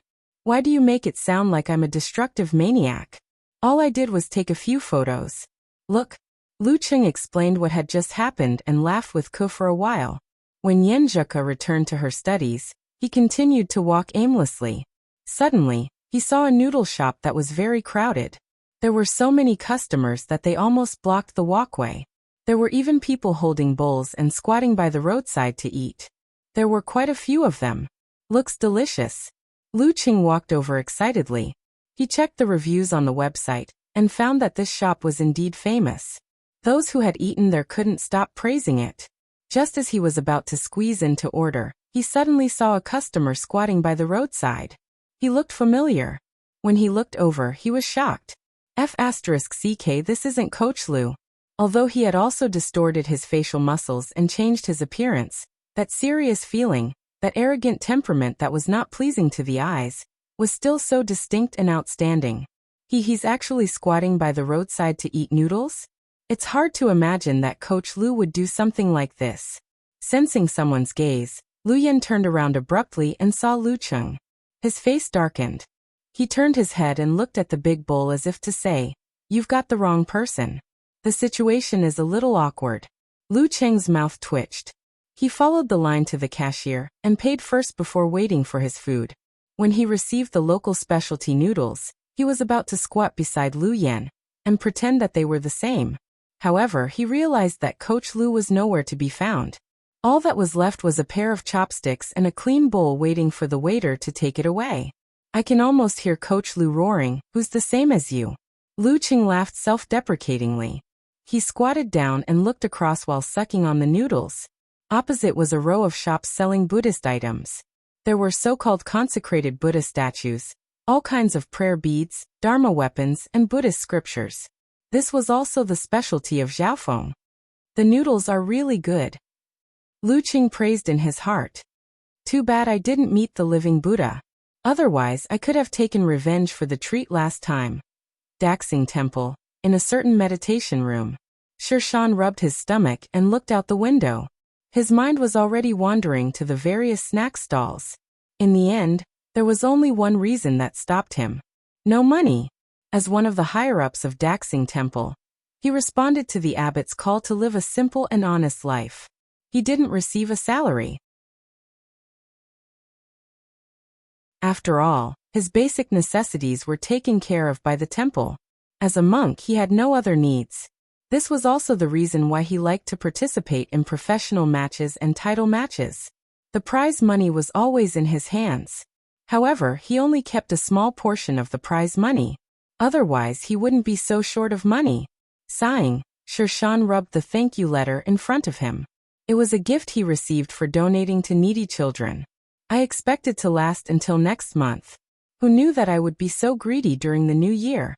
He shook his head and laughed. He walked out of the room and knocked on Wisdom King Zhihai's door. He had no qualms about borrowing money. Knock, knock, knock. Zhihai walked out after the rhythmic knocks. Shirshan was about to open his mouth when his gaze froze.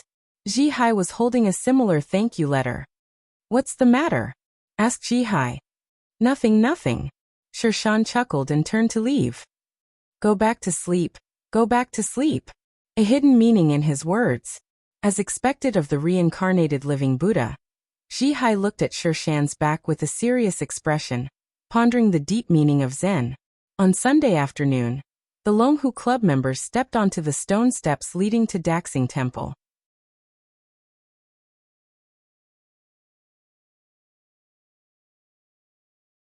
Chapter 701. Daxing Temple's arena was a green stone square that was more than 300 meters in length and width. Around the square were 4 ancient pagodas. Some were made of wood, while others were made of stone. All of them exuded a peaceful, compassionate, and peaceful aura. They converged at the center and glowed brightly. It was as if the Buddhist kingdom had descended. It even calmed the hearts and minds of the spectators on the pagodas further away. One could imagine how much of an impact a martial artist's heart and mind would be when they stepped into this area. This was the home field advantage of Daxing Temple. Halfway up each of the 4 pagodas, there was a monk in a red kasaya sitting cross-legged on the glazed tiles.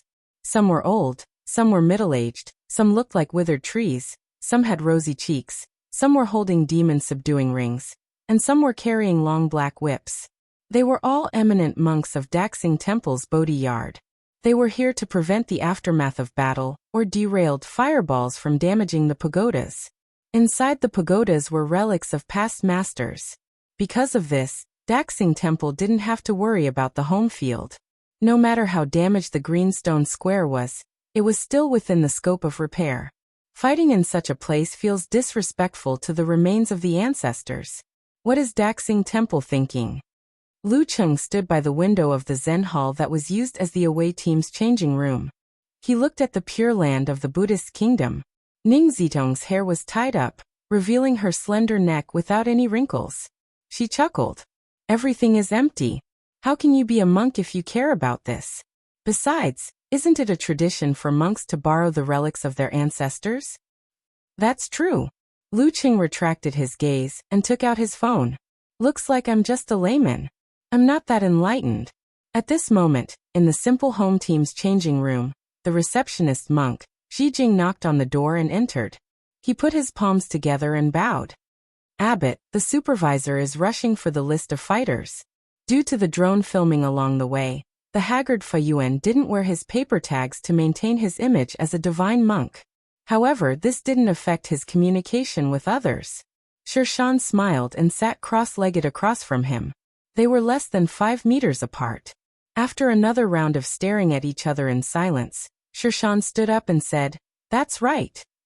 Let's leave it to fate today." Leave it to fate. There's a deep meaning behind this. Wisdom King, Zhihai, pondered seriously. He had another nickname on the internet, Elder Tang, which meant that he was handsome and dumb like Tang Sanzang. He was deeply loved by fairies, and they couldn't wait to swallow him. Shirshan glanced at him and sighed helplessly. Sigh, it seems like I'm the only normal physical invulnerability expert in Daxing Temple.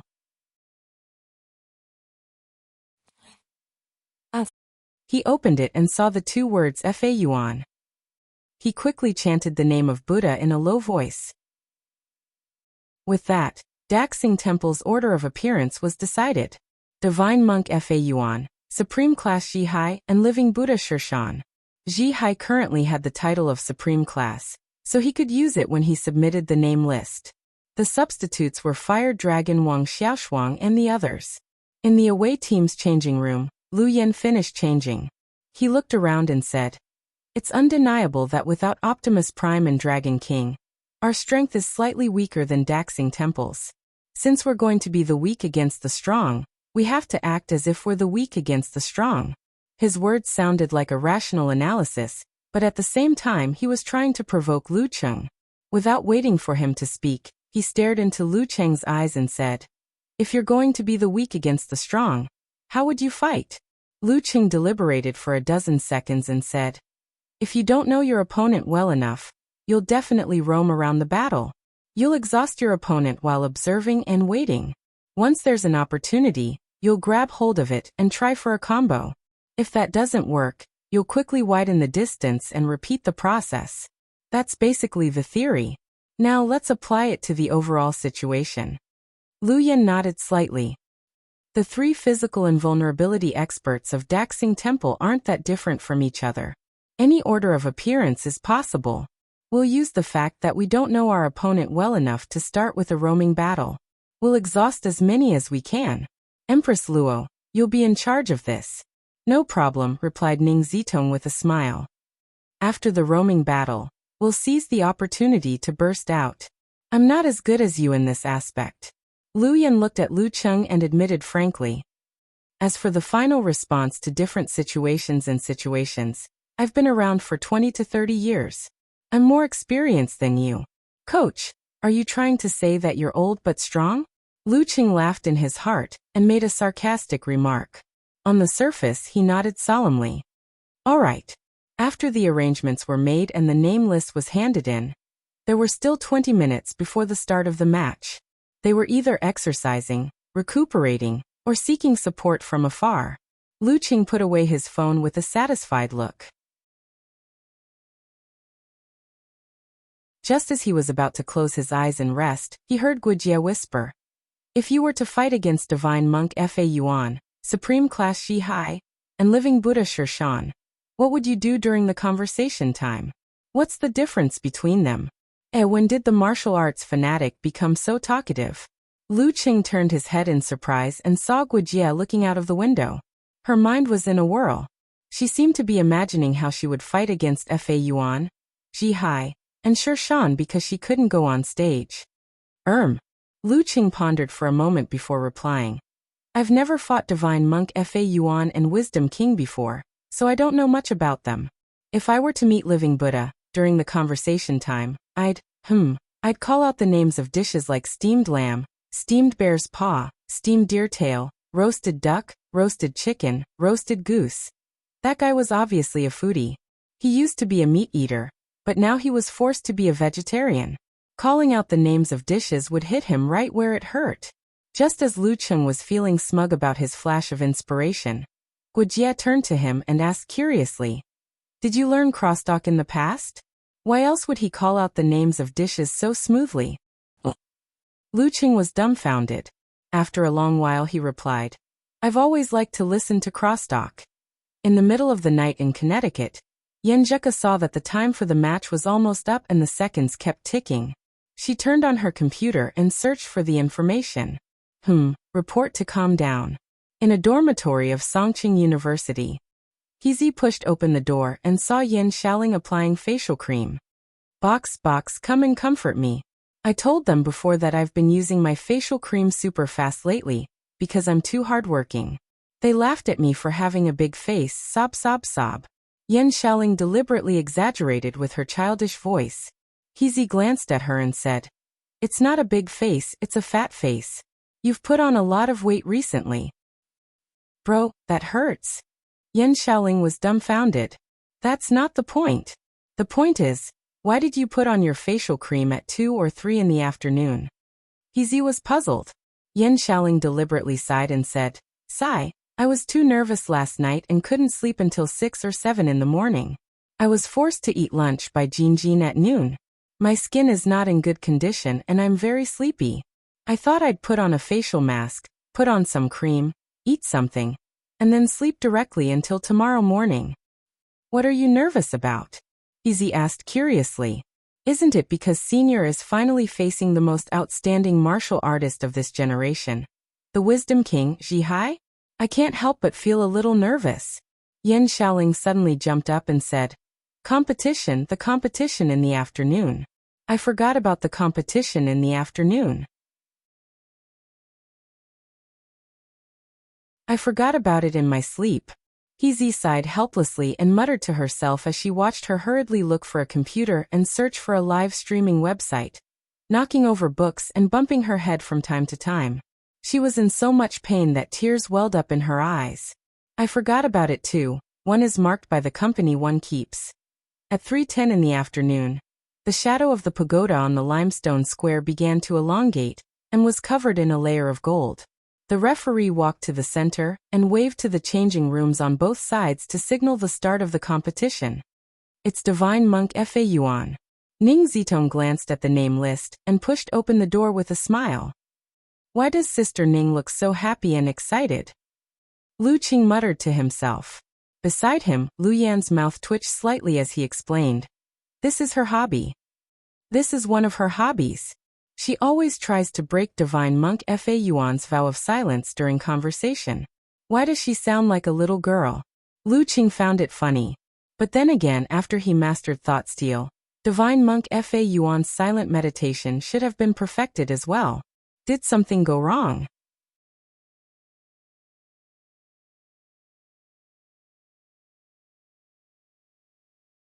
Chapter 702. Ning Zitong stood next to the referee. She looked at the divine monk, Fa Yuan, who was wearing a red kasaya, walking toward her slowly. She was feeling nostalgic and amused. Duels like this always reminded her of the time when she had just reached physical invulnerability. Back then, Fa Yuan wasn't the abbot of Daxing Temple yet, but he had been practicing silent meditation for many years. She still had the mentality of a young girl, and tried to provoke him to speak.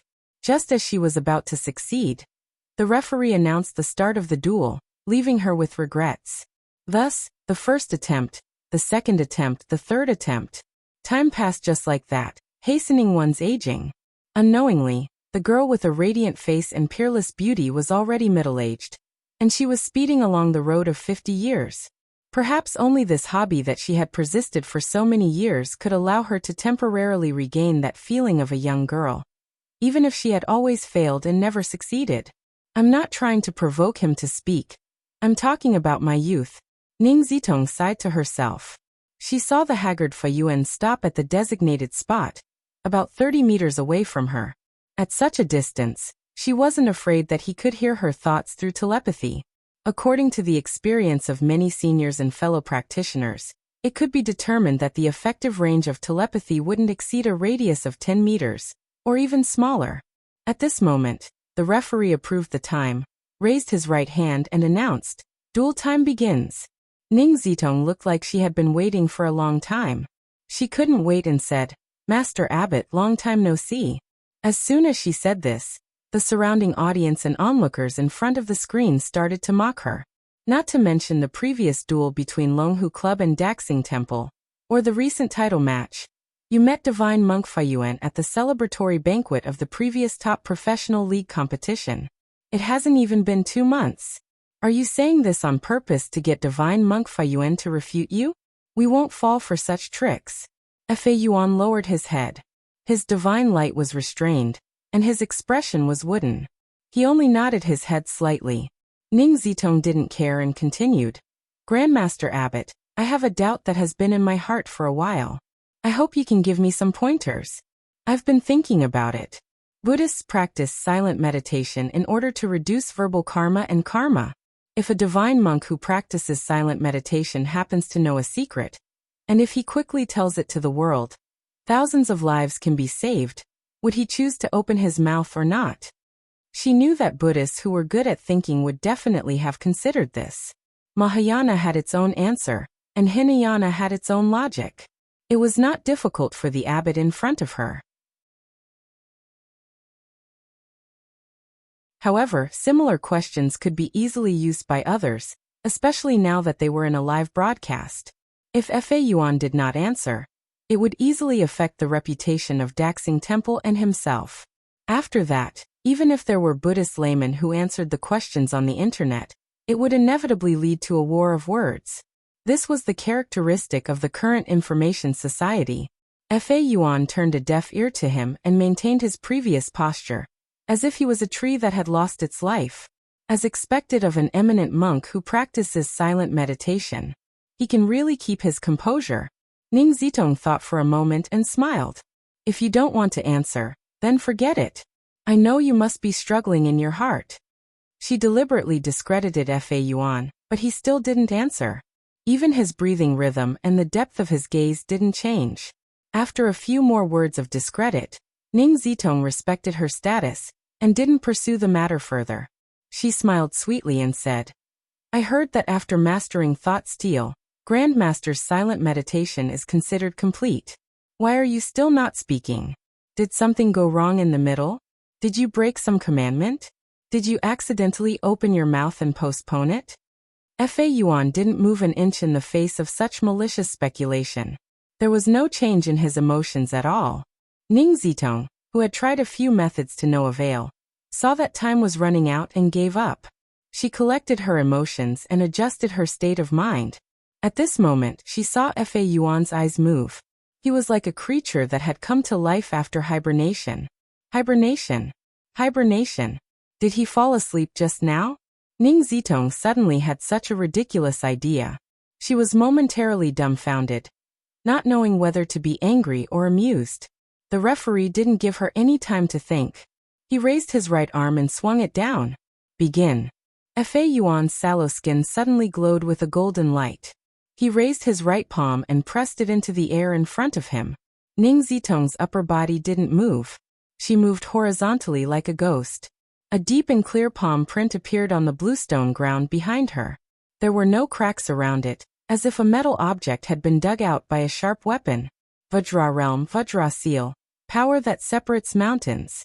This technique had spawned many secret techniques, but only a few could do it as easily as Fa Yuan. Ning Zitong took a step forward. Suddenly, a strong wind started blowing around her. The wind was dyed black and became darker. Whoosh whoosh whoosh whoosh whoosh. While circling around Fa Yuan, she suddenly spun her body and turned into a spiral drill. She attacked her opponent at high speed, and threw out a series of faint black shadows that blended in with the wind. They fiercely pounced on Fa Yuan, covering her original form. At the same time, drops of rain condensed. They either fell or floated horizontally, enveloping Fa Yuan. The color of the rain was close to black, but it was a deep red that had settled for a long time. Dark sect, sanguinary rain. The wind could tear one's mind and body apart, while the rain hid poison. The illusions were both real and fake, and the punches and kicks were hidden within. To everyone's surprise, Ning Zitong took the initiative to attack at the beginning of the match instead of just wandering around. This was the true nature of the Ghost King.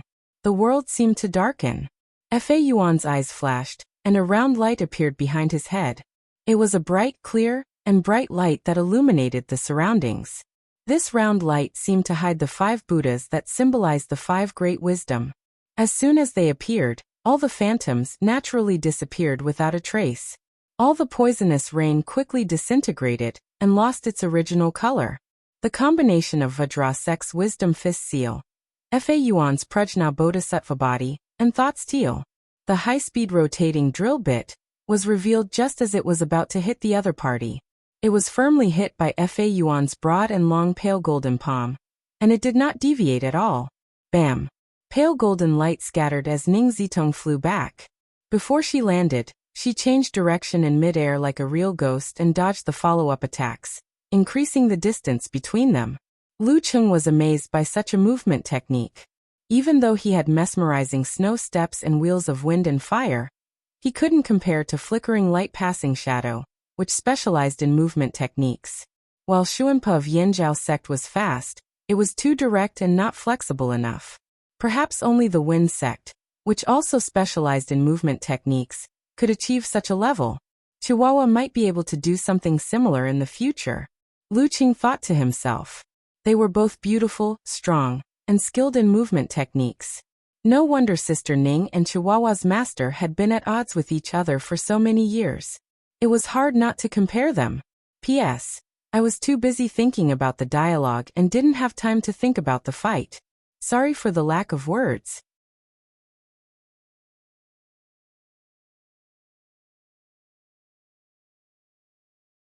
Chapter 703. Seeing Ning Zitong retreat with flickering light and shadow, Fuyuan didn't give up. He waited in place. With a wave of his red kasaya sleeve, he took a step in the general direction. Bam! Bam! Bam! With every step he took, the air beneath his feet would condense into lotuses that reflected a glazed light. They seemed to be supporting and bouncing at the same time, allowing Fuyuan to complete the movement that exceeded shrinking ground with ease.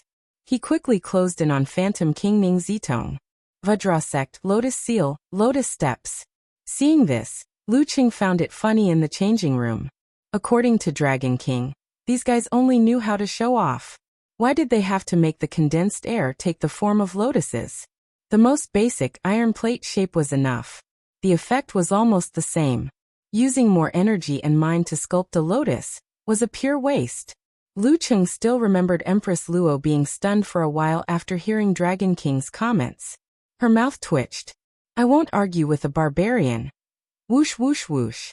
Fa Yuan was fast, but Ning Zitong was fast. Her movements were smooth, agile, and strange, like a shadow moving at high speed.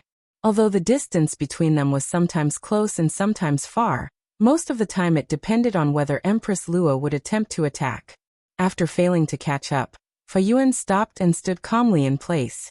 He wasn't anxious at all, just like when he was practicing silent meditation. The round light behind his head that hid the 5 Buddha phantoms retracted into his body and appeared in his left and right irises. It dyed the color of his eyes with a glazed luster, clearly reflecting everything he saw and obtained. If one were to observe carefully, they would be shocked to find that Fa Yuan's eyes reflected not only what he saw, but also what was behind him and above him. There were no blind spots. Vajra sect, wisdom seal. What you feel is what you see. The Buddha's aura that appeared from the combination of wisdom fist seal, prajna bodhisattva body, and thought steel was a huge burden even for a divine monk at Fa Yuan's level. He couldn't maintain it for 10 seconds at most, and then he had to rest for a while before he could use it again. Thump thump thump. Amidst the illusory footsteps, Ning Zidong suddenly closed in, as if she was about to attack. Her gaze was restrained, without any ripples. She concentrated on suppressing the various thoughts in her mind, so that her opponent wouldn't hear them. Just as Fa Yuan was about to unleash his Vajra palm, Ning Zitong suddenly pulled her body back and flashed out of his thought steel range. She was like a robot following a predetermined sequence. However, Fa Yuan's palms, which were suffused with a faint golden luster, instantly became gentle. He flicked his 10 fingers together, and like a lotus flower blooming, he shot out 10 brilliant and pure-colored glass divine lights. Whoosh! Whoosh! The 10 beams of light crisscrossed, but they did not directly shoot at Empress Luo. Instead, they sealed off the space she could dodge to her left, right, and up. Following which, Fa Yuan clasped his palms together, opened them, and pushed them forward. An endless amount of Buddha's light burst forth and surged towards Ning Zitong, as if trying to drown her. The great light scripture of Buddha, Buddha's light illumination. At this moment, Ning Zitong did not choose to dodge or defend against the 10 beams of light. Instead, she lowered her waist, got into a horse stance, and used force concentration. She threw her right fist forward to take on the Buddha's light head-on. Her fist was as white as jade, but the surroundings were dark and gloomy. The darkness thickened instantly, as if a monster lurking in the depths of the universe had opened its huge mouth to devour the light. Sizzle. The Buddha's light was not as strong as it appeared. It kept dispersing and disappearing into the darkness, retreating little by little. At this point, Lu Cheng, who was not on the battlefield and could not sense the subtle danger, suddenly understood that Fa Yuan's Buddha's light illumination was a feint and a trap. The 10 beams of Buddha's light illumination were the real deal. Once Empress Luo dodged, it would be easy. If she dodged to the side and blocked at most 4 beams in one direction, she would be in danger and fall into a passive state, losing the advantage of her movement. This was different from the many variations of the Buddha's light illumination in the past. It was a technique that Fa Yuan had only recently perfected. Who knew that he would not be able to fool Ning Zitong? Not only that, but she had also taken advantage of the weakness of the Buddha's light to attack. Sizzle. The darkness expanded rapidly as the Buddha's light was extinguished one after another. Ning Zitong's figure kept dispersing, finally turning into an overwhelming number of shadows that attacked Fa Yuan. Like countless bats that had been awakened in a dark cave, it was hard to distinguish between reality and illusion. The 8th move of the dark sect, disintegration. Darkness reassembly.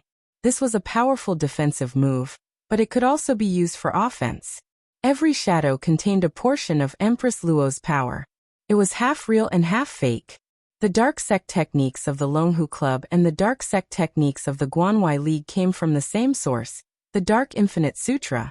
However, after generations of physical invulnerability experts from both parties perfected and created new techniques, including the inheritance of this technique before it fell into the hands of the military, The styles, characteristics, details, and some of the moves were quite different. Furthermore, the former lacked the ninth move, Dark Devouring Sunday Descent of Eternal Night. The distance between the two parties closed rapidly. Fa Yuan had no time to form the Buddha's light of wisdom. His skinny body suddenly bulged with muscles, the surface of which was flowing with a faint golden glow. His face was dark gold in color, solemn and dignified. The two circles of light in his eyes became clearer and clearer. At this moment, Fa Yuan used his fundamental move, Prajna Bodhisattva Body, and used it to push the Wisdom Fist seal to its limits. Seeing this, Lu Qing felt like laughing. It wasn't that he thought there was something wrong with Fa Yuan's reaction. It was just that his current appearance reminded him of the muscular Tang Sanzang picture that had been popular on the internet for a while. Wukong dodge. Let me do it. Silently, a layer of faint golden flames burned around Fa Yuan's body. It circled and breathed, sacred and dignified. The shadows of power that Ning Zitong had created were immediately ignited the moment they came into contact with the flames. They quickly disappeared without a trace. Womb Sect, Guardian Azure Fire. Sizzle. Bam. With a loud explosion, the figure of the Ghost King, Ning Zitong, slowly appeared. She floated in midair, her legs spinning wildly as she drilled towards Fa Yuan. However, she was hit squarely by Fa Yuan's Prajna punch and was stopped. At this moment, the remaining shadows retracted and gathered around Ning Zitong. She used the momentum to create something out of nothing. Straightening her back, she went from a half-lying position to a sitting position. Her palms moved in the darkness as she slapped at her opponent's temples. She also hit a downward momentum to prevent her opponent from retracting his neck and bending his knees. Everything before was just a setup. This was the killer move that she had been preparing for a long time. At this moment, Fa Yuan's body was surrounded by Guardian Azure flames as he blocked his opponent's legs with his fists. His momentum was already spent, and he didn't seem to have the time to defend or dodge this ordinary slap. At this critical juncture, the veins on his neck popped out and expanded like a balloon. He looked like a faint golden python that had swallowed a huge prey. Bam! He lowered his head, swung his neck, and exerted all his strength. He didn't dodge or block, only attack. Clang! The sound of metal clashing echoed. Fa Yuan used the crown of his head to hit Ning Zitong's right palm. He knocked her back, causing the slap on his left to miss. His scarred head was a faint golden color, but it was actually dark and iron-like. Daxing secret art, iron head technique. This was a common technique that Fa Yuan had casually practiced in the past. He didn't expect it to have such an effect now. Of course, without the force of the python swallow, the iron head technique alone wouldn't be able to block the Ghost King's slap. Even so, when the color faded, there was still a beautiful handprint on the side of Fa Yuan's head. There was a dark precipitate inside, like green but not green, and contained poison. Bam! Fa Yuan stepped on the lotus and took the initiative to distance himself. His eyes were a little dizzy. Ning Zitong's attack didn't land. She immediately calmed down and started to fight again. Both parties went back and forth for nearly half an hour. The square was filled with marks, and darkness and Buddha's light alternated. This was the situation that Ning Zitong was best at. She slowly but surely wore down Fa Yuan. However, under the mental influence of the relics in the pagoda, her every move was more strenuous than usual. Fa Yuan, on the other hand, could silently use the simplified swastika formula to recover part of his condition. The scales of victory started to tilt in his favor. Just as it was about to be too late, Ning Zitong, who was moving in the distance, suddenly smiled. She formed a seal with her hands and said in a low voice, "Wholeness." Lu Cheng's 9 words formula was collected together with the military. They complemented each other. Since Ning Zitong had accumulated so many merits, it was only natural that she would choose some secret techniques to practice. Once she used the wholeness formula, Ning Zitong immediately felt invigorated. She didn't look tired at all. This time she didn't move around. Instead, she closed in on Fa Yuan and launched a series of attacks. Bam! Bam! Bam! Bam! Bam! Bam! Bam! After repeated collisions, Fa Yuan's dark sect force, which had been accumulating in his body for a long time, gradually increased. It made it difficult for him to exert his strength, making it hard for him to breathe. Bam! Seizing this opportunity, Ning Zitong turned and appeared behind Fa Yuan like a ghost. Her palm hovered behind Fa Yuan's head. While Fa Yuan was dizzy, he heard the other party's clear and mature voice transmission. "Big monk, you've lost." Ning Zitong seemed to have returned to the past.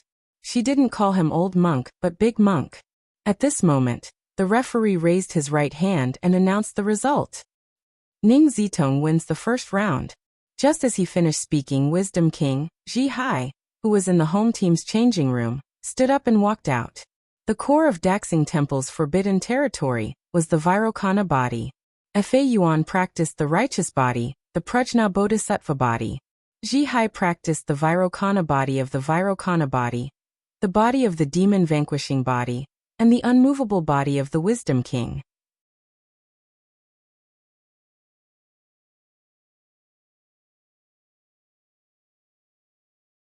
Chapter 704. The Akalanatha was known as the King of Wisdom Kings. It was adept at subduing demons and devils. It was also known as the Vairocana's enraged form. A martial art named after it was no small matter. It had the weakening effect of indestructible Vajra, cultivated force, and gathered Buddha's aura. It had no obvious shortcomings. It was so powerful that only a handful of people could master it. Throughout the history of Daxing Temple, only a handful of people had mastered the Akalanatha. Ji Hai, the Wisdom King, was one of them. Ji Hai didn't wear a red kasaya. Instead, he wore a loose yellow monk's robe. Handsome and radiant, he walked step by step to the center of the arena. Many in the audience cheered and declared that they would lick the screen. When he met Abbot Fa Yuan along the way, he calmly put his palms together and bowed in respect, maintaining his tranquility. Fa Yuan returned to his withered state. He silently returned the bow and nodded slightly. At this moment, Lu Cheng was recalling the match just now. He said thoughtfully. Sister Ning had already thought of what to do before she entered the range of thought steal. She turned her thoughts into instincts to avoid being eavesdropped on. Lu Yen turned to look at him and said with a straight face, "That's what they mean by the hand being faster than the brain. Coach, you have to be cultured. According to the novels I've read, that's called lawless." "No, it's called thoughtlessness." Lu Cheng complained to himself. "Ugh, if Coach knew thought steal, he would have killed me sooner or later. But if the opponent was the talker, I could have said those words without holding back. We could have dissed each other and entertained each other." For a moment Lu Cheng missed Little Ming. At this moment, the Wisdom King, Ji Hai, was already standing in his designated position. The referee announced the start of the second match. Lu Yen and the rest shifted their gazes back to the arena. Although Ning Zitong had waited until the end of the match to use the wholeness formula, this secret technique stimulated the body and squeezed out her potential. It came quickly, but it also drained quickly. The last few rounds of bloody attacks had taken quite a toll on her. Coupled with the injuries accumulated from the bitter battle and the suppression from the surrounding pagodas, she was less than half of her peak condition. Therefore, she didn't try to start the match like she did with Fa Yuan. Instead, she used her movement techniques and entered the familiar and adept phase of guerrilla warfare. In the previous match, she was able to fight Fa Yuan for more than half an hour. Firstly, the endurance of a physical invulnerability expert was much higher than that of an inhuman. Secondly, most of the time, she was guerrilla warfare and didn't engage in close-quarters combat. Hence, she didn't expend much of her energy. Also, to Empress Luo, as long as she didn't run or turn, as she was mostly in guerrilla warfare, and didn't clash, and she didn't have much energy consumption. The subsequent development of the battle gave the audience the illusion that it was still Empress Luo fighting the abbot. This was because Wisdom King Ji Hai was also firmly defending. He wasn't arrogant or rash, and he was focused as one. He would deal with whatever came his way. If they didn't come, he would just stay where he was and watch. Of course, Ji Hai wasn't purely passive. At times, he would gather the Buddha's aura and shoot out laser-like rays. At other times, he would hold a glazed ball of light in his palm and shoot it out horizontally. His timing was always perfect. It was as if he had a natural ability to judge changes. The speed of the sun-shooting ray was absolutely terrifying. There were a few times when Ning Zitong was forced to dodge and almost hit. As such, she was gradually approaching the end of her tether. She had reached the warning line where she could go all out. Between failing miserably or giving it a try, Ghost King Ning Zitong chose the latter. Without making a sound, she made a high-speed turn and closed in on her opponent from an unbelievable angle. The surrounding sky quickly darkened, as if a cluster of black curtains had descended, creating a scene where there was no starlight, no moon, and a violent wind. It was a terrifying scene. In such an environment, Ning Zitong's speed increased again. Her force was also stimulated. Dark Sex 7th style, Dark Moon High Wind. Dark Moon High Wind Night, the time for murder and arson. This was a unique skill that increased one's strength and weakened one's enemy. In gaming terms, it was a buff to oneself and a debuff to the enemy. Bam bam bam. Wisdom King Ji Hai welcomed a direct confrontation. His body glowed with a pure gold color as he resisted the corrosion of the environment. Using his Vajra fist, he continuously knocked back his opponent. He was as steady as a mountain, and as steady as the ground. After an intense battle, Ning Zitong was completely drained. She was sent flying by the Vajra seal that could split mountains and break rivers. She fell back and almost lost her balance. Ji Hai didn't chase after her. Instead, he retracted his fist and looked over calmly. Ning Zitong swung her arm and shook her head at the referee. Round 2, Ji Hai of Supreme Class wins. The referee announced the result and shouted out Ji Hai's current title. A superclass, expert above the first class. Even though Empress Luo had already fought a fierce battle, Ji Hai was able to defeat her so easily. This was enough to show Ji Hai's strength. He truly stood in the ranks of title contenders like Dong Baxian and Lu Yongyuan, and he wasn't even 28 years old yet. After saluting, Ning Zitong turned and left. The tatters on her martial arts suit and the blood-stained wounds didn't diminish her elegance. Instead, they gave her a charm that set her apart from other girls. Lu Qing had already stood up. After taking a deep breath, he pushed open the door to the changing room and walked over to Empress Luo. When they met, he gave her a thumbs up as a sign of respect. "You don't have to praise me so exaggeratedly," Ning Zitong said in annoyance. Even though she said that, she couldn't stop the smile on her face. It was beautiful and charming. "If I really believed your polite words, it would be a waste of little fairy's guidance over the past few years." Lu Qing chuckled to himself as he looked at the center of the limestone square. Wisdom King Ji Hai stood there. His features were handsome, his face was powdered, and his lips were rosy. However, he didn't look feminine at all. Other than his bald head, he didn't have any flaws in his appearance. A handsome man would still look handsome even if he shaved his head. Lu Qing chuckled helplessly. Shaking his head, he gathered his thoughts and stepped into the limestone square. The moment he stepped in, he immediately felt his desire to fight and the trembling of his body calm down. His surroundings were quiet and peaceful, as though there shouldn't be any conflicts. Just like the effects of the confrontation formula, Lu Qing narrowed his eyes and felt the influence of the many sariras in the pagodas around him. He had to constantly divert a portion of his attention to fight against them. As these thoughts flashed through his mind, Lu Qing calmly walked to the designated spot. Using this opportunity, he easily entered the visualization state. Stroke by stroke, he outlined the ancient seal text. Fighting. Once the word was formed, his chi and blood surged. His willpower was so condensed that it shot into the sky. A sense of heroism that would never admit defeat or compromise surged through him. Opposite him was the Wisdom King, the most powerful heavenly son of the present age. Opposite him was a true top-notch expert who had defeated Warrior Sage and Dragon King. Opposite him was the benchmark that others used to measure him. The target that he set for himself. "I've been looking forward to this battle for a long time." In the room of an unknown streamer, Kai Zoming sighed emotionally. Finally, Lu Qing and Wisdom King have met. Even though Wisdom King has already fought for half a round, and both of them aren't at their peak, this match still has a strong symbolic meaning. As for the specific meaning, I won't say much about it. However, I need to remind everyone that you can't judge a hero based on a single victory or defeat. This isn't ancient times, where the Dragon King and Warrior Sage lost before. Who hasn't lost before? No matter who loses later, don't be in a hurry to make a judgment. The result is important, but it isn't the only thing. The actual situation is what is reflected in the details of the match. Just as he finished speaking, he saw some comments on the bullet screen. Why do I feel like you're defending Lu Cheng and speaking up for him in advance? Yeah.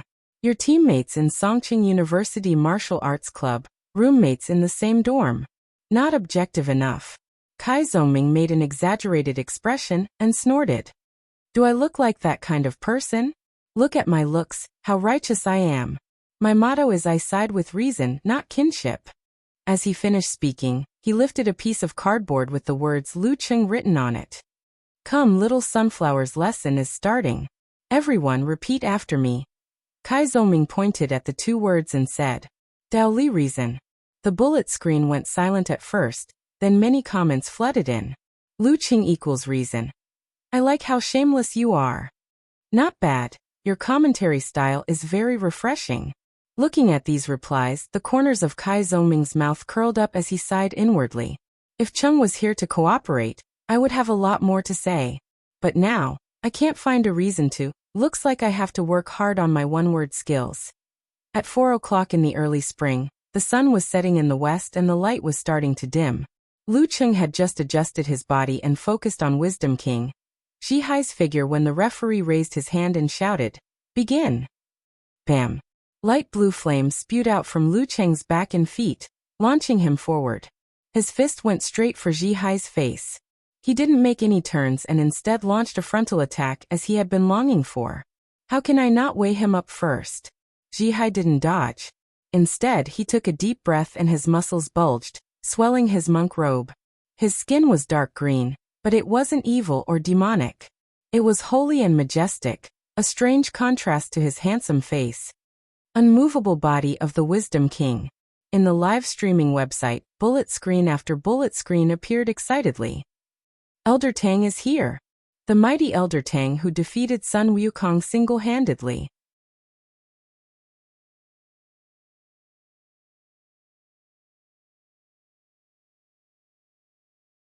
Chapter 705. Seeing Zhihai standing there without dodging and merely revealing his unshaken body of the Wisdom King, as though waiting to clash with him, Lu Cheng felt his blood boiling. He no longer considered any changes and displayed the fighting character he had drawn earlier. He didn't limit himself to the influence of his mind and willpower. If you want to fight, then let's fight. Bam! Lu Cheng was like a rocket, propelled by flames behind him. In an instant, he cleared the space between them and threw a punch. Along with this punch, his muscles bulged as if they had all evolved into fascia and connective tissue, outlining one after another ferocious serpent after another. His skin was all greenish-black in contrast, and he was more than a few times taller and thicker. Zhihai's eyes were calm. He raised his right arm, which was about to tear his monk robes apart, and threw a punch forward. Clang! A crisp sound rang through the clouds, and an invisible shockwave spread in all directions. Lu Cheng felt his arm go numb, and his body wobbled. He almost lost his balance and was pushed back 2 steps by the immense force. One used the fighting formula, while the other used the unmovable body of the Wisdom King. In terms of pure strength, he was slightly inferior. Buzz! Buzz! Zhihai's right fist hovered in midair. From his knuckles to his biceps, the glassy greenish-black skin was trembling slightly, like a steel plate that was hit by a hammer. At the last moment of the fighting formula, Lu Cheng had added Thunder Roar Zen. Bam! As he retreated, the fire force in his body condensed and exploded. He forcefully changed his direction and flashed to Zhihai's right. The muscles on his left leg tightened, and he was about to pull it out. Just as Zhihai was about to silently withdraw his kick and take the initiative to attack, the flame force that had only exploded on the surface exploded once again. It was as though an invisible hand had pushed Lu Cheng, forcing him to drag his left leg and turn to the back of his enemy. Second change of direction. Zhihai leaned back, his left elbow glowing with the greenish-black Buddha's light. He charged at Lu Cheng without panicking. However, there was still some remaining fire force. It completely exploded, turning into a ferocious current. While slightly damaging Lu Cheng's muscles, it allowed him to follow his previous trajectory and reappear on the right side of his opponent. 3 directional changes. This was a high-end application of the force of the fire sect, originating from the golden godly flames. Using Emperor Yen as a substitute, even a physical invulnerability expert with strong mental strength and control over his body could only perform 3 rounds of jet spray. Only when one reached the level of the Dragon King would one be able to perform 4 rounds of jet spray. Zhihai's unshaken body of the Wisdom King had strong defense, great strength, and fast speed. He could cultivate his force and use the Buddha's aura. There were almost no flaws. The only flaw was that it was a little clumsy. It wasn't agile enough in dodging. Of course, this was only for physical invulnerability experts who were good at movement techniques. Before the referee announced the start of the match, Lu Cheng had already planned to use the triple directional maneuver against Zhihai. Now he didn't even need to think about it and used it naturally, rendering Zhihai's thought steal useless. Zhihai had also cultivated thought steal, but unlike Abbot Fa Yuan and Living Buddha Shirshan, he had only reached the initial stage. However, at such a close distance, Lu Cheng was still worried that Zhihai would notice something amiss. Hence, he had already thought of a change in the opening. Pa! A crisp and short sound broke through the air. Lu Cheng mysteriously returned to his opponent's right side. He lowered his left fist and punched out, missing his left elbow. Zhihai took a deep breath and clenched his trembling right fist. He suddenly hammered down. Although he was a little slower, he still managed to make it in time since he was fighting from the inside. Seeing that their fists were about to collide, Lu Cheng suddenly shifted his center of gravity. As though he was dragging a long spear, he forcefully moved his left arm and changed his position once more. Once again, he was behind his opponent. 4th directional maneuver. This time, he didn't use the force of the fire sect. Instead, he used his body refining and dance stage techniques. In the physical invulnerability stage, this was something that was eliminated. The signs were too obvious and the directional maneuver was too slow. It was equivalent to digging a hole for oneself. But now Zhihai was completely under Lu Cheng's control. He didn't expect Lu Cheng to use such a simple maneuver and wasn't mentally prepared. By the time he realized something was amiss, it was already too late. In terms of moves, there was no such thing as ordinary. There was only suitability. After 3 directional maneuvers, it was just right to continue like this. The image of a yellow monk's robe, chunks of muscles, and the bone dragon sandwiched in the middle appeared in Lu Cheng's eyes. Prepared, he lowered his center of gravity, swung his shoulders, and threw his right fist forward like a cannonball toward Zhihai's spine.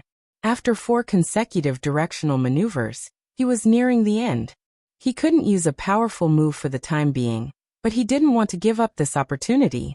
Therefore, he used a simplified physical invulnerability move.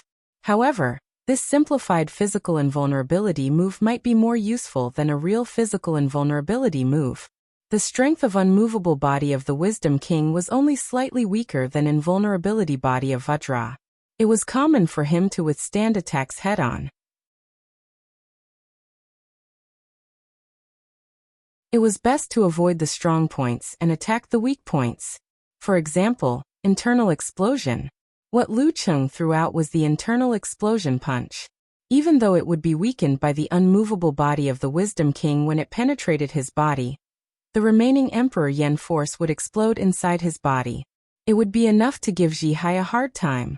Furthermore, the fist was aimed at his spine. The surface of Lu Cheng's fist was pale purple, while Zhihai's back was wide open. Many commentators stopped talking and waited for the result. Suddenly, a bright, pure, greenish-black light shone. An illusory yet real arm grew from Zhihai's shoulder blade. There were many Buddhist markings on it, as though it could repel demons and vanquish evil spirits. Advent of the Wisdom King. This was Zhihai's ultimate move from the Wisdom King transformation. Bam! The illusory arm swung down rapidly and hit Lu Cheng's right fist. Without a sound, the front part of the arm shattered into pieces of illusory glass. They danced around like fireflies, but they also deflected the fatal punch. Before the audience could react, the remaining half of the arm suddenly extended and turned into a greenish-black rope, wrapping around Lu Cheng's fist, forearm, and arm. Unmovable Wisdom King, one hand holding the rope, the other holding the sword. Lu Cheng's heart was as cold as ice. He didn't feel dejected or disappointed. Taking a deep breath, he tugged hard, breaking the rope and taking advantage of the momentum to retreat. Crack, crack, crack. The moment the rope broke, it split open and burst into flames. The flames were greenish-black in color and seemed illusory. They didn't seem to have any temperature. Even with Lu Cheng's ability to control fire, he couldn't stop them from spreading. However, they didn't ignite his clothes or burn his skin. Instead, they seeped into his body, the devil-subduing precious fire that came with the unmovable Wisdom King. Once they burned their internal organs, the result was obvious. Seeing this, Lu Cheng's pupils shrank. He didn't dare delay. His right arm was instantly covered in a crystalline ice wall, freezing the devil-subduing fire within. With this delay, Zhihai had recovered. He turned sideways and swung his right fist, whipping it towards Lu Cheng with greenish-black flames. At the same time, two illusory arms formed from the greenish-black light grew from his shoulders. One was holding a sword, the other was holding a rope. He attacked with all his might without any regard for energy consumption. This form and his handsome face formed a strange image. Bam, bam, bam, bam, bam, bam. Zhihai swung his forearms and hammered at his opponent like a maniac. Lu Cheng's qi and blood were fluctuating, and his arms were sore and numb. He almost couldn't keep up with the rhythm and withstand the pressure.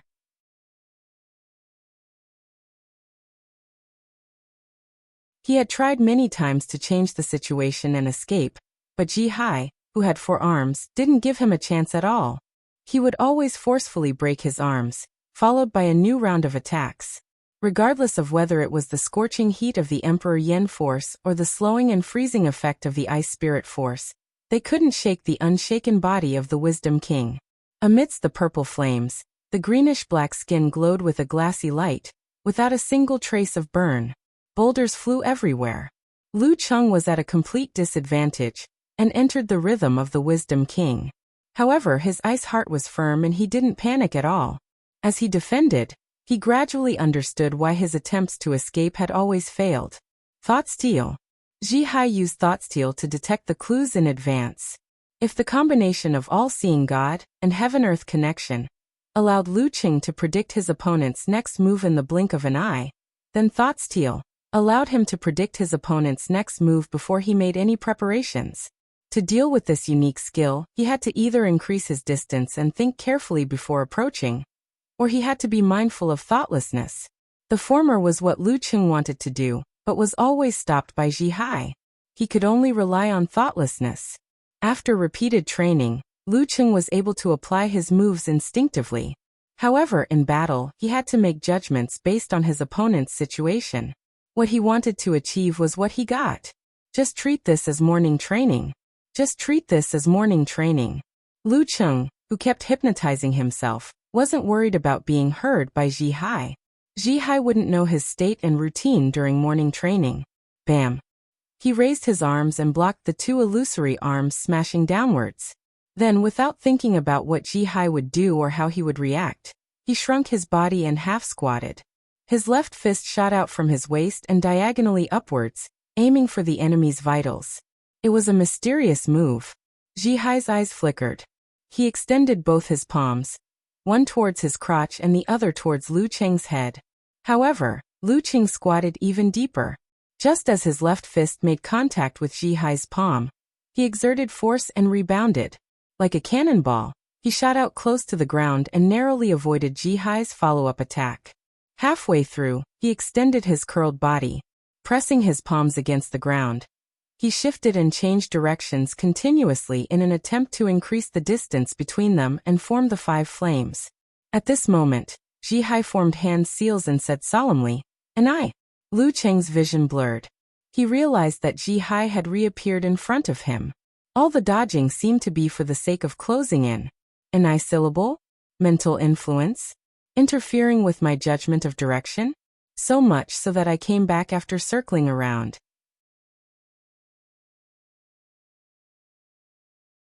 Lu Qing knew that the ni syllable was a secret technique related to the mind. However, he didn't expect it to have such a unique application in the hands of Wisdom King Zhi Hai. It gave him the feeling that he couldn't escape from Zhi Hai's grasp. So close, yet so far. If I tell you to close in, you have to close in. If I tell you to stay away, you have to stay away. As these thoughts flashed through his mind, Lu Qing took a deep breath and stopped running toward Zhi Hai. He gathered his qi, blood, force, and mind at his lower abdomen, and drew an ancient and complicated symbol formed by 9 seal scripts in the miniature universe. Confrontation. Army. Fighting. Swordsman. Wholeness. Formation. Deference. Forwarding. Attainment. He felt invigorated.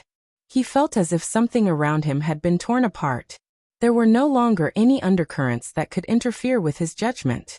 Seeing that Zhi Hai was closing in, he didn't take the opportunity to increase the distance. Instead, he released his Dan force and formed hand seals. Army.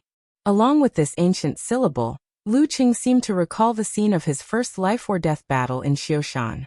He recalled the thrill of taking a life in 3 to 5 moves. He recalled the professional ninth pin from the dark sect who was bleeding from his 7 orifices after being hit by his palms. He recalled the life-threatening battle in the underground garage. He recalled Gu Hui, whose brain was blown apart by his own slap. He recalled the mummy that vanished under the cosmic phantom. He recalled the dark night bat whose skull was smashed by his own attack. He recalled the physical invulnerability expert from the Witch King lineage, Talon. The murderous aura from all these life-or-death battles, and the sharpness of his blade were all infused into the army formula, and enveloped Wisdom King Zhi Hai.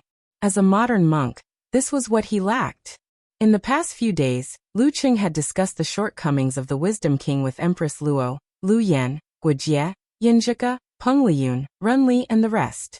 They seriously considered if there were any openings that could be exploited. Other than his lack of agility, this was the only thing he could think of. He had also prepared a surprise for this. He recreated the past and developed the army formula, greatly increasing its power. Army. Just as Zhi Hai approached, he felt a chill run down his spine. He smelled blood and danger, and felt as if his head was about to explode. It was so clear and profound. His Zen mind was so deep that he wouldn't lose his composure. However, he couldn't help but shudder. He wanted to defend himself, so his movements paused. This pause was exactly what Lu Qing wanted. Using the momentum of his Dan Qi, he took a step forward with his left foot. His entire body was in a reverse position, like a wound spring. He raised his right arm and clenched his fist. The center of his palm was dark and deep like the universe, embellished by specks of light. Tilting northwest, sinking southeast. Bam! His palm came down, and the surroundings turned dark. It was as though he had turned into a chaotic, boiling porridge. Zhi Hai's eyes narrowed. It was too late for him to dodge. The greenish-black glow on his body shone brightly. His 2 fists and the 2 illusory arms of the Wisdom King blocked the attack. Boom! The boiling porridge swirled violently, and the greenish-black glow dissipated. The illusory objects instantly turned invisible and filled up the temporary vacuum. Obvious cracks appeared on Zhi Hai's arms, as though his skin and muscles were made of metal. This was the unique characteristic of the unshaken body of the Wisdom King. After the successful punch, Lu Qing quickly used force concentration. He extended his left palm and extended his fingers, grabbing toward Zhi Hai's head. He didn't give him any chance to catch his breath, just like how he dealt with the god-slaying saber, Lu Yongyuan. Zhi Hai raised his right arm forcefully and placed it in front of his face. Whether it was his eyes or his temples, they were all weak points that even an invincible Vajra monk had to defend against. Bam! The 5 fingers grabbed onto Zhi Hai's arm, but there wasn't any tearing force. Instead, white frost and crystals spread out.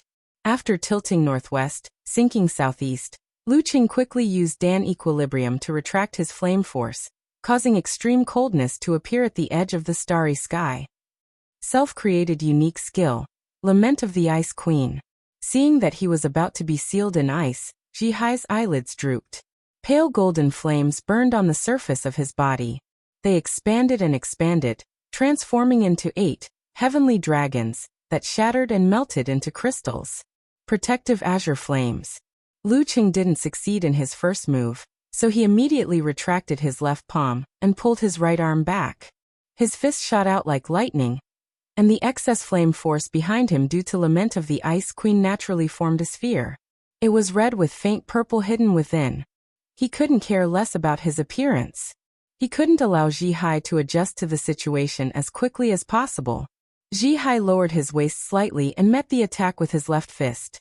The Buddha light was much dimmer than before. Boom! The fist collided with the fireball, and the flames surged. The crack on Ji Hai's left arm deepened, but there wasn't any blood. He took 3 steps back. Activating the attainment formula, Lu Qing rushed forward and stomped his left foot on the ground. Hundreds of broken stones flew up and shot towards his opponent's lower body like a crossbow, forcing him to dodge or defend in a panic. Unexpectedly, Ji Hai didn't do anything else. He merely turned his thigh inward. Bam! Bam! Bam! The rocks hit Ji Hai's calves and thighs, but they only tore his pants.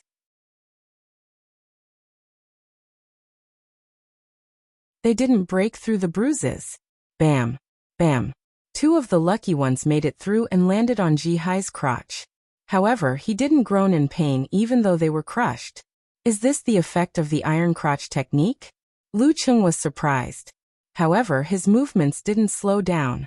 Using the force of the stomp, he straightened his back and punched at the temples of his opponent. Covered in faint purple, his fists were like venomous dragons emerging from the sea. Both of his arms were injured, and he hadn't adjusted his breathing. Ji Hai could only half squat, shrink his head, and dodge the attack. Bam! After destroying the airflow with one punch, Lu Cheng's legs flew up and launched a series of kicks. Amidst the crisp sounds, the afterimages of his legs burned with purple flames appeared. Ji Hai blocked a few of them, then flipped backwards. Using his legs as razors, he forcefully whipped upwards. Bam! After their legs collided, Lu Qing took advantage of the momentum to leap higher. He shrunk his body into a ball, then extended his right hand and pressed down. Heaven and earth turned pitch black, with countless lights embellishing it. It was as though the starry sky was reflected here. Fundamental unique skill. Cosmic Phantom. Just as Ji Hai's feet touched the ground, his surroundings were sealed in ice. With a thought, he preemptively made a hand seal. Silently, he became an insect trapped in amber, unable to move. He could only watch as the stars came crashing down on him one after another. Ba! A solemn Buddhist voice came from the ice, and Ji Hai's aura surged. The Ba syllable could temporarily increase one's strength, but it couldn't bring about a huge leap in strength. If the Wisdom King, who was already at the peak of physical invulnerability, used it, wouldn't he be close to the forbidden zone? Like the Dragon King and Warrior Sage. If the unmovable body of the Wisdom King were close to the forbidden zone, wouldn't it show? Just as Lu Qing was thinking, the scene before him changed. In the ice that was shattered and melted by the stars, boundless radiance erupted. They didn't jump around randomly. Instead, they formed a majestic Buddha statue made of pure light. The Buddha statue extended its right hand, its palm glowing with boundless radiance. The stars were drawn towards it and fell one after another. Vairocana, Advent. The Buddha closed its palm, and the dazzling radiance dissipated. Color returned to heaven and earth. Lu Qing thought that the temporarily enhanced Vairocana body would dissipate quickly. However, he realized that the glaze realm created by the pagodas was converging on Ji Hai, allowing him to barely hold on. TSK, home ground advantage. Lu Qing did a somersault. Just as he landed, the Buddha statue made of pure light appeared in front of him. The palm enveloped everything and pressed down. There was no way to avoid it.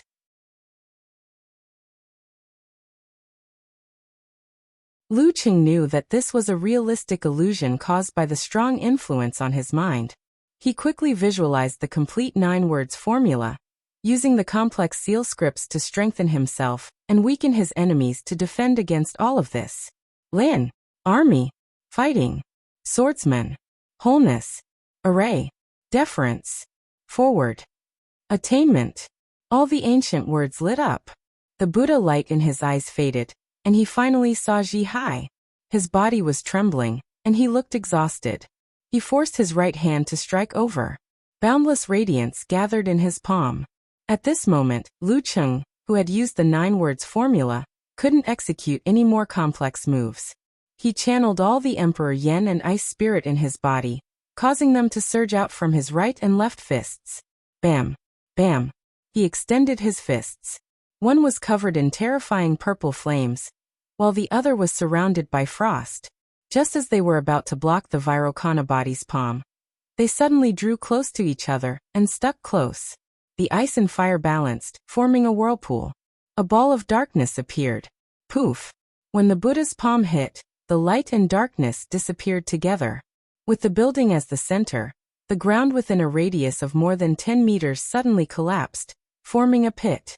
The location where the fist and palm collided was 2 meters deep. Lu Cheng's legs were trembling, just like when he was young and tried to be a hero in the dead of winter. Blood seeped out from the corner of his mouth. His breath was at its lowest point, and only a little force remained in his body. He didn't think about anything. He formed a hand seal naturally, evoking the mysterious words. He said solemnly, "Wholeness." The moment he said wholeness, Lu Cheng's mental and physical strength returned to normal. He was a good man again. The Wisdom King, Zhihai, also shouted solemnly, "Let's go."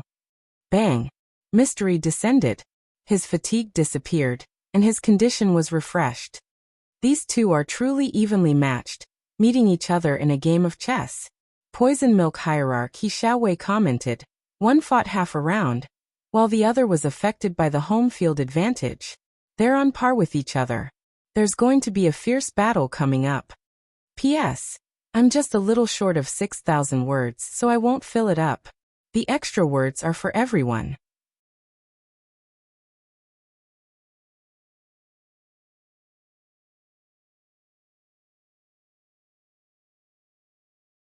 Chapter 706. Lu Cheng's thoughts were similar to He Xiaowei's. Knowing that he had a tough battle ahead of him, he immediately used force concentration after using the wholeness formula. He concentrated the churning of his qi and blood, the trembling of his bones, the soreness of his muscles, and all the other negative effects on his body into his lower abdomen, alleviating them as much as possible. At the same time, he released and retracted his Dan qi. Leveraging the force, he leaped back and faced Zhihai, retreating to the edge of the crater at high speed. The Emperor Yen hidden in his body was ready to explode at any moment, allowing him to change directions without warning and avoid being targeted by his opponent. After both of them refreshed, Lu Cheng quickly grasped the distance between them. He judged that he wouldn't be able to stop Zhihai from using the Ba formula to upgrade his Akalanatha to Vairocana. Since that was the case, attacking blindly was equivalent to walking right into a trap. He might as well switch to a battle of attrition, restraining his temper and wearing out his opponent. Be it the wholeness formula or the recovery of the Ba formula, they were both effects of force stimulation. It looked like he had returned to his peak, but the rate of decline was much faster than normal. In the same state, Lu Cheng had consciously strengthened his physical strength and mental fortitude since he started practicing martial arts. He had been suppressing himself and using the 9 words formula to train the latter. Even if it was the Dragon King or the Warrior Sage, he still had a chance of winning, let alone the Wisdom King, Zhihai. Seeing his opponent quickly leave the crater, Zhihai didn't wait in his spot. He patiently recovered, just like when he faced Empress Luo, who had just fought a fierce battle. His monk robes fluttered as he stepped on a lotus flower and rapidly chased after his opponent. As he moved and turned, there was the rumbling of thunder that sounded like Buddha's preaching. At other times, there was the transcendent sound of enlightenment. At other times, there was a majestic roar that shook the soul. Great cloud thunder roar. Great wisdom roar. Great lion roar. Zhihai had already reached the highest level of the lotus seal movement technique, 8 accompanying notes. However, the leakless sound, liberation sound, lion roar, wisdom roar, and thunder roar weren't as good as the previous 3. Apart from the nimble movements, Zhihai was only inferior to mighty ones of the same level, who were famous for their movement techniques. Lu Cheng's ears were filled with Buddhist chants, so loud that even the apathetic could hear them. He slowed down his steps, but fortunately, he had already formed his ice heart while he was retreating, so he could calmly watch the cracks appearing on the crystal-clear lake. At this juncture, his ears seemed to be as flexible as his limbs.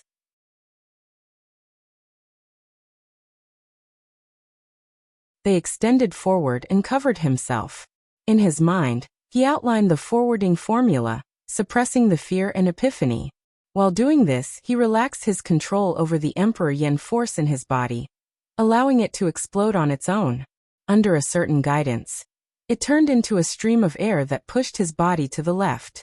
Then he twisted his waist and turned his back, striding forward and making turns.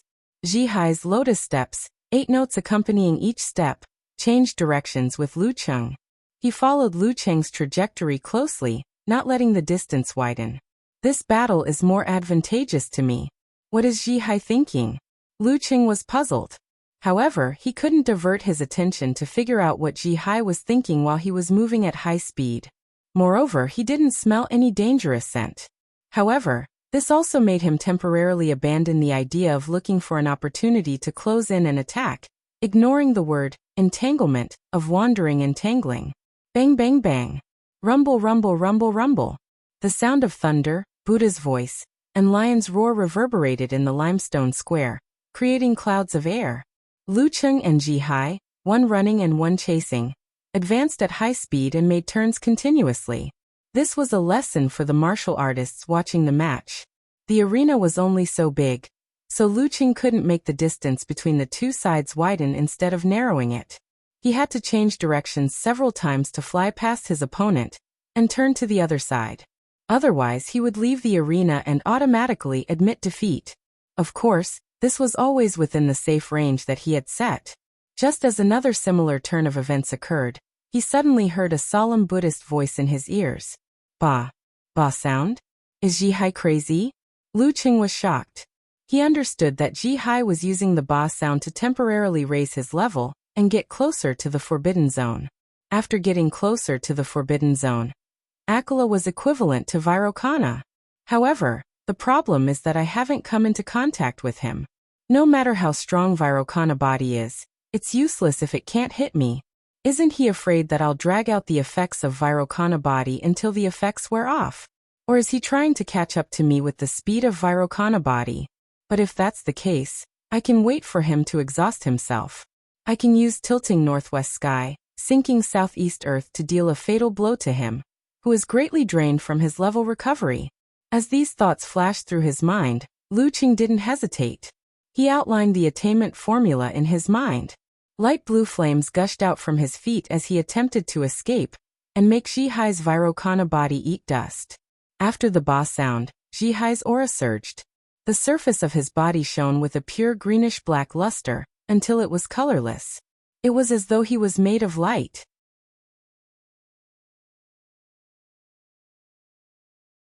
Looking at Lu Cheng's retreating figure, he didn't chase after him. Instead, he seized the fleeting opportunity and used Vairocana body to execute all the 6 syllables of Sanskrit mantra. Wang, Ma, Inai, Ba, Mi, Bang. These 6 words didn't ring out one by one. Instead, they appeared in the air to the left at the same time. In Lu Cheng's ears, up, down, left, right, front, back, the airflow vibrated. The Buddha's voice rolled and merged into one sound. Wang, Ma, Inai, Ba, Mi, Bang. The surrounding Buddha's sarira glow from the pagodas thickened like syrup. Lu Cheng was like a fly caught in it. His movements slowed and his speed decreased as he was suppressed. A fleshy palm shone with boundless radiance. It extended its fingers and pressed down clearly. It seemed slow, but it solidified the surroundings. To think that the 6 syllables of Sanskrit mantra combined with Buddha's sarira would have such an effect. You wouldn't be able to tell just by watching the video. Lu Cheng understood that this was mostly a mental effect. He made a forced concentration, moved the stars, and outlined the fighting formula. There's still time. Zhihai is still a distance away from me. I can't be fooled by appearances and react hastily. At this moment, Lu Cheng didn't use the complete 9 syllables formula. It was mainly to increase his mental strength, weaken the enemy, and shake off the influence. It couldn't replace explosive power or reaction. If he used it, he would have to rely on the fighting formula to break free from the restraints. Then he would have to face or dodge Vairocana's palm head-on. Obviously, he couldn't do that with the time he had. Bam bam bam. Lu Cheng's body expanded. His bones cracked, his muscles bulged, and his veins bulged. He forcefully tore apart the viscous Buddha's aura, causing it to explode. Just as he regained his freedom, Vairocana's Buddha's palm approached. He forced himself to calm down. Based on his premonition of danger and judgment of the enemy, he prepared in an orderly manner.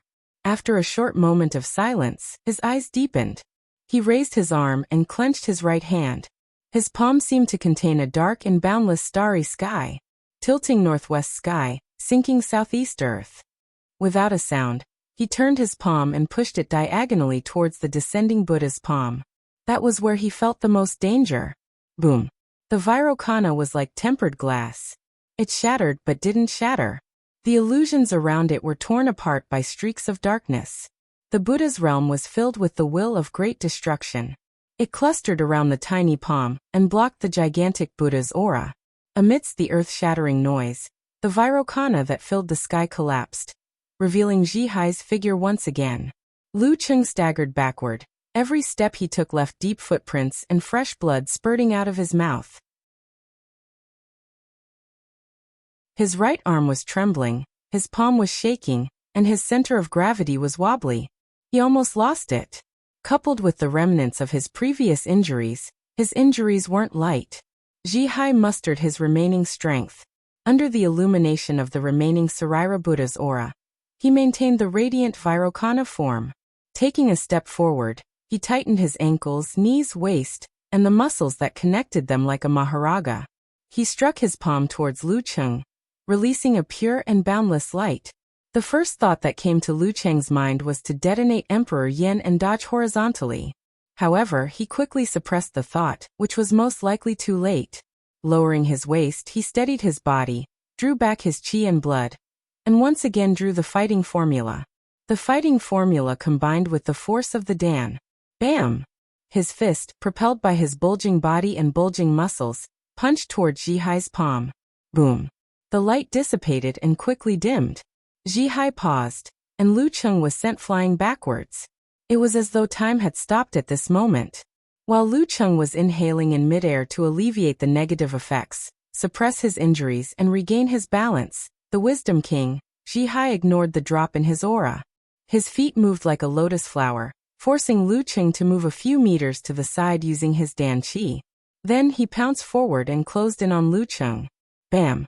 His fist glowed with a faint golden light as it went straight for Lu Cheng's head. Lu Cheng raised his right arm and blocked. Just as he blocked, his left fist shot out in an attempt to counterattack. His fist went straight for Zhihai's temple. He wanted to seize this moment to force Zhihai to switch from offense to defense. However, Zhihai merely tilted his head to avoid the attack. His other fist, which was heading for Lu Cheng's abdomen, didn't slow down at all. At this moment, Lu Cheng's hastily gathered Emperor Yen force exploded internally, changing the position of his palm. He extended his 5 fingers and grabbed at Zhihai's eyeballs, ignoring the incoming attack on his abdomen. Zhihai suddenly bulged his neck and pulled his cervical vertebrae, raising his head slightly. His opponent's fingers dug into his eye bags. Clang! Lu Cheng felt as though he had hit metal. All he could do was create a few cracks. However, with the change in direction of his palm, he tilted his body slightly and kicked Zhihai's elbow with his right leg. Zhihai's fist flew upwards and missed his chest. Bam! Bam! Bam! Bam! Bam! Zhihai took advantage of the situation to launch a ferocious and demonic attack. His palms, punches, and kicks all pinned his opponent to the ground.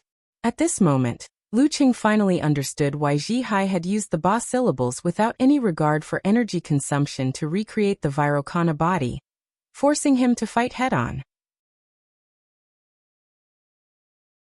When both parties were left with little HP, once they entered an intense melee battle, the immovable Wisdom King, who had the weakening effect of invincible Vajra, had the advantage. Zhihai only had to worry about a few vital points, unlike Lu Cheng, who had to worry about everything. As for the combination of enemy heart-freezing move and God above head, Lu Qing could use Thought Steal to counter it. In other words, Lu Qing had been pulled into Zhihai's domain, where he could best utilize his experience. Gradually falling into a passive defense, Lu Qing wasn't willing to wait for death. He secretly circulated his qi and blood to stimulate his body, and used the simplified fighting formula. Bam! After blocking Zhihai's fist with his arm, he suddenly exerted force. With a flip and a fling, he wanted to push Zhihai away and increase the distance between them. At this moment, Zhihai's fingers shot out and grabbed Lu Qing's forearm. Following which, his arm was visibly elongated as his body moved backwards. His joints and tendons creaked simultaneously. There was even a jarring sound of bones grinding against each other, and a feeling of dislocation. He held on tightly and didn't let go.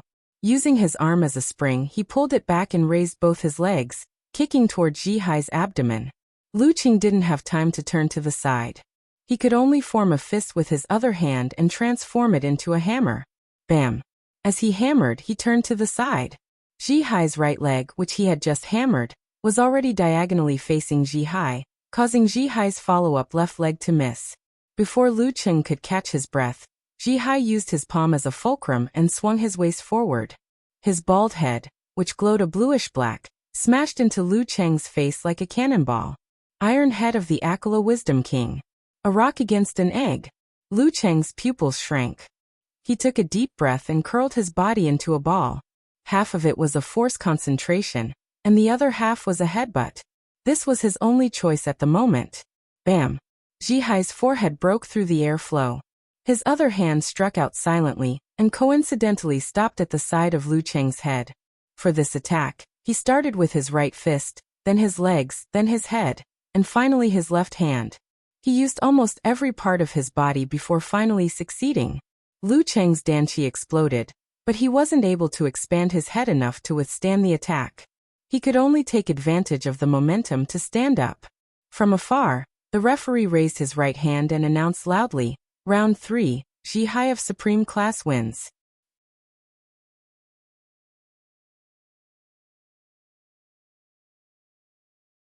Chapter 707. This home field advantage is way too strong. Lu Qing couldn't help but mutter to himself when he heard the referee's announcement. If not for that, Zhihai's Virokana body wouldn't have lasted that long. The full version of the 6 syllables Sanskrit mantra wouldn't have had such ridiculous effects either. More importantly, the pagoda where the relics were placed was outside the arena. With the protection of the eminent monks, the martial artist in the away match wouldn't have been able to destroy it. He could only hope that his opponent would exhaust him. Amidst these thoughts, Lu Qing took a deep breath and suppressed the resentment and unwillingness in his heart. It wasn't the attitude of a true martial artist to blame the environment and other factors for his failure, instead of finding fault with himself. Besides, it was a tradition for top-tier professional matches to have home field advantage. Didn't he take advantage of this when he defeated God-slaying saber Lu Yongyuan in the previous round? The pagoda Saraira at Daxing Temple wasn't added at the last minute. It had been there for many years. It was his own fault for not being able to see through the phenomenon and deduce the possible anomalies from the videos and experiences. Phew. Lu Qing exhaled and saluted the Wisdom King, Zhihai, who had retracted his fists and legs. At that moment, his heart skipped a beat as he recalled Zhihai's thought steal. Even though it's only at initial mastery, I didn't try to hide it. Could he have heard my thoughts? *T. Will he think I'm a sore loser? This is so King embarrassing. Lu Qing lifted his gaze and looked into Zhihai's eyes. He tried to analyze if Zhihai had heard his thoughts through the window of his soul. His eyes were as pure as a child's. There wasn't the slightest bit of distraction in them. It seems like he won't use thought steal unless it's a battle. Lu Qing heaved a sigh of relief. He turned around and walked to the edge of the limestone square. Zhihai seized the opportunity to absorb the remaining luster, recovering as much as he could. Step by step, Lu Qing couldn't help but replay the battle. He had a deeper understanding of why Zhihai was able to obtain the King and Supreme Class titles. Long-range attacks were useless against him, and neither was close-range combat. If he had formed 5 flames and used his advantage as a cannon to attack from afar, Zhihai wouldn't have had to dodge. All he had to do was block his Achilles heel and use unshaken body of the Wisdom King. At the very least, he would have to combine 3 flames into one to hurt him. However, Zhihai wasn't blind and didn't have mental senses. How could he not avoid such a situation? No matter how strong Lu Qing was, he couldn't keep using 3 flames into 1 and 5 flames as attacks. In close-range combat, Thought's Teal would be able to counter the combination of enemy heart-freezing move and all-seeing God. Other than his ability to sense danger, Lu Qing was at a disadvantage in terms of prediction. His evasive maneuvers could be easily seen through. As for strength, speed, defense, and tolerance to negative effects, they were Zhihai's forte. Zhihai could use brute force to win, but Lu Qing had to be cautious. A simplified form of physical invulnerability, internal explosion, had to be hit at an important spot to cause some damage after penetrating the opponent's body. The more advanced version, Golden Godly Flames, was more effective, but it required more preparation. Zhihai wasn't a wooden block waiting to be hit. He could sense it with Thought Steel and make the right response. For example, he could hide the Buddha's light to dispel the flames that had entered his body. It's close to impossible to counter. Lu Qing sighed. He knew that there was only one most effective way to deal with Wisdom King. That was to use a combination of close-range and long-range attacks. First, he would widen the distance and look for an opportunity. Then he would come up with a plan and turn it into an instinctive reaction. Next, he would close in and launch a round of frenzied attacks. If he didn't succeed, he would repeat the process and patiently wear him down until the end of time. Of course, this was the best method for normal physical invulnerability experts, but not for perverts. The Dragon King had used the penetrative attack of the Golden Godly Flames and his own terrifying strength to push the fire-like invasion technique forward. He didn't give Zhihai the chance to use the 6-syllable Sanskrit mantra. Even if Zhihai could hear it, he wouldn't be able to escape. He wouldn't be able to find a way to counterattack and would be forced to die. However, at the Dragon King's level, Thought's Teal of Lesser Mastery shouldn't have much of an effect. It's a pity I haven't reached that level yet. Lu Qing shook his head slightly. He stepped out of the limestone square and saw Lu Yan walking towards him. At this moment, all sorts of discussions were going on online. There's still a gap. It seems impossible for Lu Qing to get a title in 2 years. That's the gap between him and the title holders. I'm referring to the experts who have won titles in recent years, not including the half-crippled warrior sage, or the god-slaying saber who has a habit of failing miserably. Poison Milk Hierarch thinks Lu Qing will get a title in 2 or 3 years. What a poison milk! Can't he reflect curses? How can we explain metaphysics? Hands up. I don't think the gap is big. Yeah. Usually, the Wisdom King's Vairocana body wouldn't be able to last that long. It would be more exhausting too. He has a clear home field advantage. But Elder Tang had a match with Empress Luo before, even if she was at her lowest. Then we're even. Lu Qing didn't lose that easily, right? He almost drained the Wisdom King. There's a gap between them, but it's definitely not that big. Words aren't proof. Neither can convince the other with just the keyboard. Let's wait for them to fight one-on-one. The new Warrior Sage Battle's official competition is in May. I'm racking my brains to think of a title for Lu Qing. Looks like I don't have to rush. Amidst the commotion, the 4th match began. Lu Yan took advantage of the fact that the Wisdom King, Zhihai, was at the end of his rope to imitate the Dragon King. However, Zhihai's unshaken body of the Wisdom King once again refreshed everyone's understanding of him. Despite being at a disadvantage in many aspects, he held on for more than 3 minutes. During that time, he took 5 Golden Godly Flames and 16 internal explosions before collapsing to the ground. He even managed to injure Lu Yan, which made many people exclaim, "So King tough." As expected of a supreme-class expert. Lu Qing exclaimed as he held his phone. In the 5th match, Lu Yan faced the living Buddha, Shirshan. Their battle seemed ordinary, but Lu Qing knew that their mental battle would be exceptionally exciting. Unfortunately, less than 1/10 of the audience was able to see it, with only a few special effects. During this process, Lu Yan was at a disadvantage a few times. He showed signs of turning the tables several times, but in the end he was defeated. In terms of experience, the living Buddha, who had inherited the wisdom of countless lifetimes, wasn't targeting anyone. The competition came to an end. The Longhu Club, who attempted to defend their title as the world's #1, lost in the second round. In front of the TV screen, the Dragon King, Chen Qitao, who had already left the hospital and returned home, put down the remote control with a straight face. After returning to the club, Lu Qing calmed himself down and focused on training again.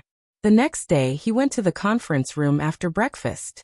He planned to review the battle at Daxing Temple with Empress Luo, the coach, and Wuxia.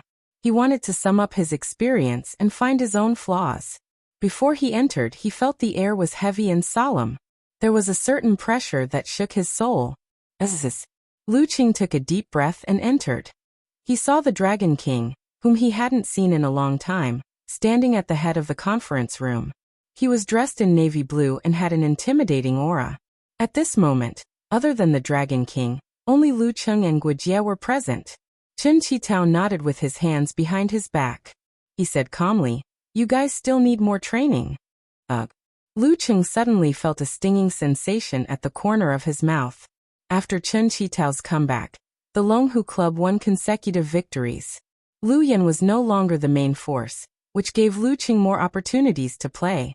At the end of March and beginning of April, the finals of the Battle of the Kings began as scheduled. This time, the Dragon King successfully defended his title. Other than that, there weren't many professional matches in April. The focus was on the final round of the National University Martial Arts Competitions, which was held in Songqing this year. The organizers planned to invite the team that had climbed out of the bottom of the valley and won the championship. It was also the team that could best represent Songqing's image to attend the opening ceremony as a guest. Lu Qing received a call about this. How infuriating. Why can't it coincide with spring break? Yenjika said. "Qing, you're representing 3 people now." Huh. Lu Qing sent a confused expression. "What do you mean by 3 people? Did I buy fake products during spring break?" "You're representing yourself, me, and my brother." Yenjika replied. "You're representing yourself. Your brother isn't going?" Lu Qing wiped his forehead. "I don't think he likes such lively activities." "I didn't ask. Why don't you go and verify?" Yenjika suddenly felt unconfident.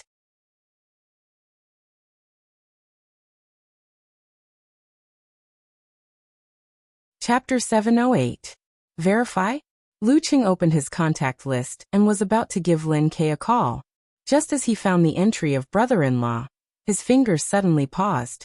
Back then they had won the championship together. Now one of them was a physical invulnerability expert, while the other was still at the inhuman stage. Furthermore, they had to revisit old haunts and reminisce about the past. If it were me, I wouldn't go either. Just like what they said on the internet, who would go to the reunion 10 years later if they weren't doing well? Not to mention those with super high self-esteem. Lu Qing looked at his phone and nodded slightly. He felt that he could understand brother-in-law's mentality. Therefore, wouldn't it be blatantly boastful to make such a call? Let's use a more tactful method.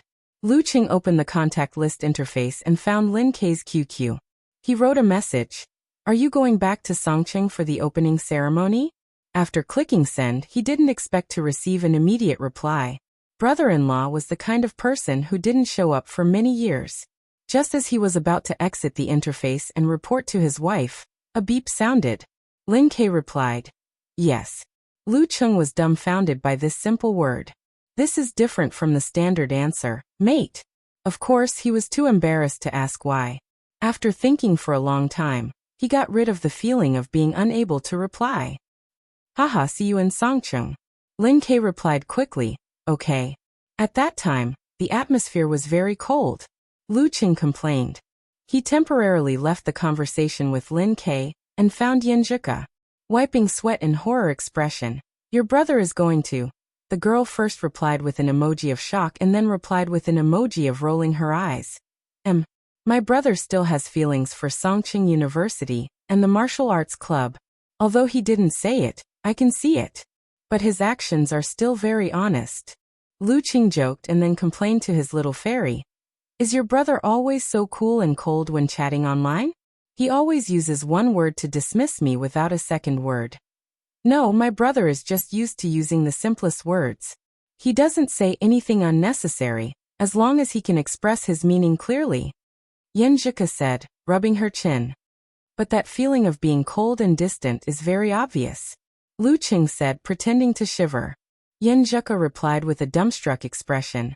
My brother is like this all the time. It has nothing to do with chatting online. That's true. Lu Qing thought for a while and said, then I'll ask him a complicated question. Let's see if he can answer me in a few words. What's the problem? The girl was curious. I want to ask him when he will arrive in Songcheng. I can't possibly use one word to express it clearly, can I? Lu Qing replied with a smug expression. After a few seconds, he returned and sent a crying face emoji. And my brother only used one word? How did he do it? Yenjika's eyes sparkled, and her heart was full of curiosity. Lu Qing replied with a sluggish expression. Your brother didn't say a single word this time. He took a screenshot of the flight information and threw it to me. Yenjika froze for a second, then laughed out loud and sent an emoji of pounding the ground madly. April 6, Songcheng Xinghao Wanjing Hotel. Lu Qing was led to his room by the staff of the organizing committee, who was in charge of receiving him. Mr. Lu, there will be a luncheon tomorrow at 11:30 p.m. The opening ceremony will start at 7 p.m. A car will come to pick you up then. The organizing committee member reminded him respectfully. Okay. Lu Qing nodded slightly and watched him leave. When the door was closed, he was no longer as reserved and mature as before. Holding his phone and smiling, he leisurely took pictures of the situation in the room from various angles and sent them to Yenjika. The organizing committee is quite generous with their money. It was 5:00 p.m. in Connecticut, and the girl was still asleep. After sending the pictures, Lu Qing planned to contact Talker and ask his teammates if they wanted to have a meal together. Just as he typed the first word, he felt something in his heart and looked at the door. A few seconds later, there was a rhythmic knock on the door. Lu Qing walked over with a smile and opened the door. It was indeed little Ming, who was dressed casually. I was just about to look for you. Our hearts are connected. He made a joke. Kai Zongming said disdainfully. I knocked one by one. If anyone is here, I will invite them to a meal together. After saying that, heads popped out from behind him. There was Li Mao with a square face, Sun Jian and Lin Hua who were about to get married. He Zi, Wang Dali and Mu Jinyan who were still fit for this year's competition. In front of the opposite wall stood Lin Ke, who was dressed simply and neatly. He had the same short hair as before. He was still silent, as if nothing had changed. Kai Zongming smiled and spread his hands. Surprise. Surprise? Surprise your head. Do you think I'm blind? Do you think my mental senses are fake? Before you even knocked on the door, I already knew how many people were there and who they were. Lu Qing's mouth twitched, and he expressed his disdain with his eyes. Let's go. There is a restaurant nearby that is suitable for us to brag about. Kai Zongming raised his chin and pointed in the direction of the elevator. Okay. Lu Qing didn't dawdle. He took the things and closed the door. When he passed by Lin Ke, he took a good look at him, and was relieved to find that his brother-in-law seemed to have recovered from the inhumane modification experiment. He was full of energy and his body was normal, but he didn't see much improvement. Anyway, according to Ke, it was a blessing in disguise. Lu Qing smiled and raised his right hand to Lin Ke, just like the prelude to the high five in the university martial arts competition. However, Lin Ke didn't move. Lu Qing felt that his brother-in-law was looking at him as if he was looking at a childish person. This is King embarrassing. Lu Qing was about to withdraw his hand with a hollow laugh when Lin Ke finally raised his hand and gave him a high five. Kai Zongming stood aside and tried to hold back his laughter. Chung, you didn't even give us a high five. I want to complain about the difference in treatment. Hey, since ancient times, only the newcomers laughed. Who has ever heard the old cry? You are full of drama. Lu Qing laughed and scolded him. He Zi, who was behind them, focused on the previous scene. She took out a pen and paper from her backpack, but couldn't draw anything for a long time. You want to draw a little yellow rabbit? Wang Dali couldn't help but distance himself from her. He nodded seriously and answered in a low voice, I've already finished a 500,000-word novel in my mind. 10 minutes later, Lu Qing looked around in shock and said to Kai Zongming in a bad mood, Is this what you mean by a restaurant that suits us? What kind of eyes would treat a food stall as a restaurant? Kai Zongming laughed and said, This is called remembering the bitterness and thinking of the sweetness. Plus, when we gather together, there will be a lot of lamenting about the past. The private room doesn't feel grounded enough. This is better. No one will stop you even if you sing with a beer bottle. I do miss the food stall in Songcheng. Li Mao said in a reminiscing tone. Actually, so do I. Lu Qing agreed silently. That was the most unforgettable period of his life. After finding a remote place to set up the table, Kai Zongming, as usual, was busy ordering food and drinks. When he was done, he sat beside Lu Qing and patted Li Mao's shoulder. Senior Li Mao, you're chubby now. You're doing well. Not bad, not bad. Li Mao said humbly. Kai Zongming smiled and said, I heard you're the company's security supervisor now? Talker knows everyone's current situation very well. In this aspect, I'm far behind him. Some guys are just natural socializers. Lu Qing listened with a smile and criticized Little Ming in his heart. I'm just the head of the security department. Li Mao laughed at himself. On the other side, Sun Jian muttered, Good thing you're not a concierge. Out Lin Hua pinched his thigh. Li Mao pretended not to hear and continued the topic. I went to Huahai to do security training before. Sigh, I realized that I didn't use the major I studied in university at all. Not even a little. I feel like I've wasted my life. He couldn't help but joke. How is this a waste of time? You didn't even date in university. Kai Zongming said sarcastically. A few people present felt like they had been shot in the knee. After he got everyone's attention, he picked up the cup and knocked on the table with the bottom of the cup. Come cheers. To Songqing University Martial Arts Club, to our champion, to our burning passion, to our youth, to our reunion after so long. Damn, you're so eloquent. You're so different after becoming a broadcaster. Lu Qing said to Little Ming. Then he knocked on the table and picked up the cup. To our youth, to our reunion. To our youth, to our reunion. Li Mao, Sun Jian and the others did the same thing and shouted the same words. Even Lin Ke, who was always aloof, knocked on the cup and picked it up. Kai Zongming glanced at Lu Qing and shouted again. To the champion. After shouting, he raised his head and gulped down the entire bottle. To the champion. His voice echoed as if it was yesterday.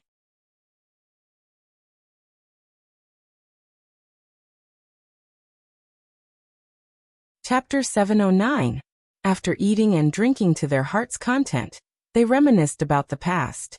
It wasn't until 9 o'clock that the original Songqing University Martial Arts Club members returned to their hotel. Along the way, Li Mao, Sun Jian, and the others who were already drunk, sang and sang at the top of their lungs. Sometimes they giggled and chattered non-stop. This drunkard. Lin Hua kicked Sun Jian's calf in annoyance. Kai Zongming also drank a lot. He looked back with a smile, and found that the alley was unusually deserted. The scattered pedestrians were scared by the drunkards and quickly disappeared in both directions. An idea came to him, and his eyes flashed with excitement. He stuttered and said to Lu Qing, Qing, come, let's practice. Let me see the strength of a physical invulnerability expert. Lu Qing was speechless for a moment. After a long time he laughed and said, Talker, you've drunk 2 tails of horse piss. Don't you know how to spell the word death? Drinking can give you courage, but it's not to the extent of flying, right? You bastard, can't you wait for me to finish my sentence? It's rare to have a physical invulnerability expert around me. I want to see how much stronger a physical invulnerability expert is compared to us. Little Ming explained with a sober mind. Let's make it clear. No fire, no ice, no force. No unique skills. And no hitting my face. Yo, you're only thinking about your head and not your butt? Lu Qing couldn't help but tease him. Tomorrow we're going to participate in the opening ceremony. It's going to be broadcasted. Kai Zhongming wiped his hair. Lu Qing nodded seriously. That's true. If there are bruises or hematoma on your face, it won't be good if millions of people see it. But you can't just focus on your face. It's not a good idea to be pushed up in a wheelchair, right? You've been wanting to hit me for a long time, haven't you? Kai Zhongming gasped. Yes. It wasn't Lu Qing who answered. It was the single guys, sober or drunk. A long-awaited crosstalk performance. Izzy muttered to herself. After joking around for a while, Lu Qing reluctantly stood in the middle of the alley under the expectation of Lin Hua and the others. Kai Zhongming took a deep breath, suppressed his drunkenness, and steadied his steps. Izzy acted as the temporary referee. She blew the whistle and sets out. Begin. Kai Zhongming bent his back and staggered his steps forward. His center of gravity swayed back and forth, making it difficult for others to determine where his attack would land. Just as his spine sprung and he was about to throw a punch, he noticed that Lu Qing had lifted his right leg and extended it diagonally, waiting in the air. If things had gone according to plan, I would have tripped and fallen flat on my face. Kai Zhongming's eyes turned cold, and he hurriedly stopped his forward momentum. At this moment, Lu Qing withdrew his right foot and placed his left fist on his waist. Kai Zhongming, who had forcefully changed his direction and hadn't had time to catch his breath, only felt that his opponent's fist was about to burst out. The moment he slowed down and stopped, he couldn't dodge and he couldn't dodge. He didn't have the burden of being an idol, so he immediately rolled to the side. Lu Qing watched with a smile and didn't chase after him. Bang! Kai Zhongming rolled too quickly and hit a shared bicycle. Crazy! A cyclist who was passing by almost lost his balance. He staggered forward while cursing. How old are you? Still playing a game of rolling on the ground. After cursing, he realized that there were a few drunkards around him. He didn't dare to make a sound, so he stepped on the pedals and hurriedly left. I won't lower myself to the level of a drunkard. You lost, right? Lu Qing put his hands in his pockets and smiled at little Ming. Kai Zhongming was already a little tipsy, so he was a little dizzy from the collision. However, after the shock he regained his ability to speak fluently. He didn't want to lose with his words. You can't call a deer a horse and turn it upside down. Who said that you lose when you hit a bicycle during a martial arts competition? As a martial artist, it's basic to be observant and alert, said Lu Qing calmly. Kai Zhongming did a carp flip and stood up. Suddenly he hissed. You didn't move from the beginning to the end. Did he win with just a pose? It's a matter of 2 or 3 moves. What do you mean from the beginning to the end? Lu Qing curled his lips in disdain. Kai Zhongming didn't mind his disdain. He asked curiously, is this the prediction ability of the combination of enemy heart-freezing move and God above head? You know it well. Lu Qing nodded, slightly surprised. Nonsense. As the future king of martial arts competition commentary, you still have to do the basics. This is called loving what you do. Kai Zhongming clicked his tongue. At this moment, Wang Dali asked coldly, who's Xingyi? Everyone burst into laughter. Only Lin Ke didn't react. Maybe he thought the joke was too old, or maybe he didn't understand. After laughing, Li Mao, who was obviously drunk, stepped forward. His eyes lit up. Me too, I'll try. Me too. He's Wang Dali, and the rest raised their hands. Then we'll take turns. Lu Qing shook his head. With the goal of forcing him to move, Li Mao, Sun Jian, Lin Hua, and the rest took turns. However, they all failed miserably. Bam! Heezy dodged to the side and used force concentration to punch Lu Qing's head. Suddenly, she saw nothing in front of her. Lu Qing lowered his body and squatted in a horse stance. She didn't know when his fist reached out and stopped in front of her abdomen. You can attack fiercely, but you can't break your will. You need to have room for change. Lu Qing stood up slowly and gave her some advice. As a dance stage martial artist, Heezy was the last to take the stage. Heezy was deep in thought. Just as she was about to ask another question, she saw another person stand out. It was Lin Ke, who was still expressionless. Damn brother-in-law, you're here too? Lu Qing thought. half surprised and half expectant. There's a good show to watch. He retreated to the edge.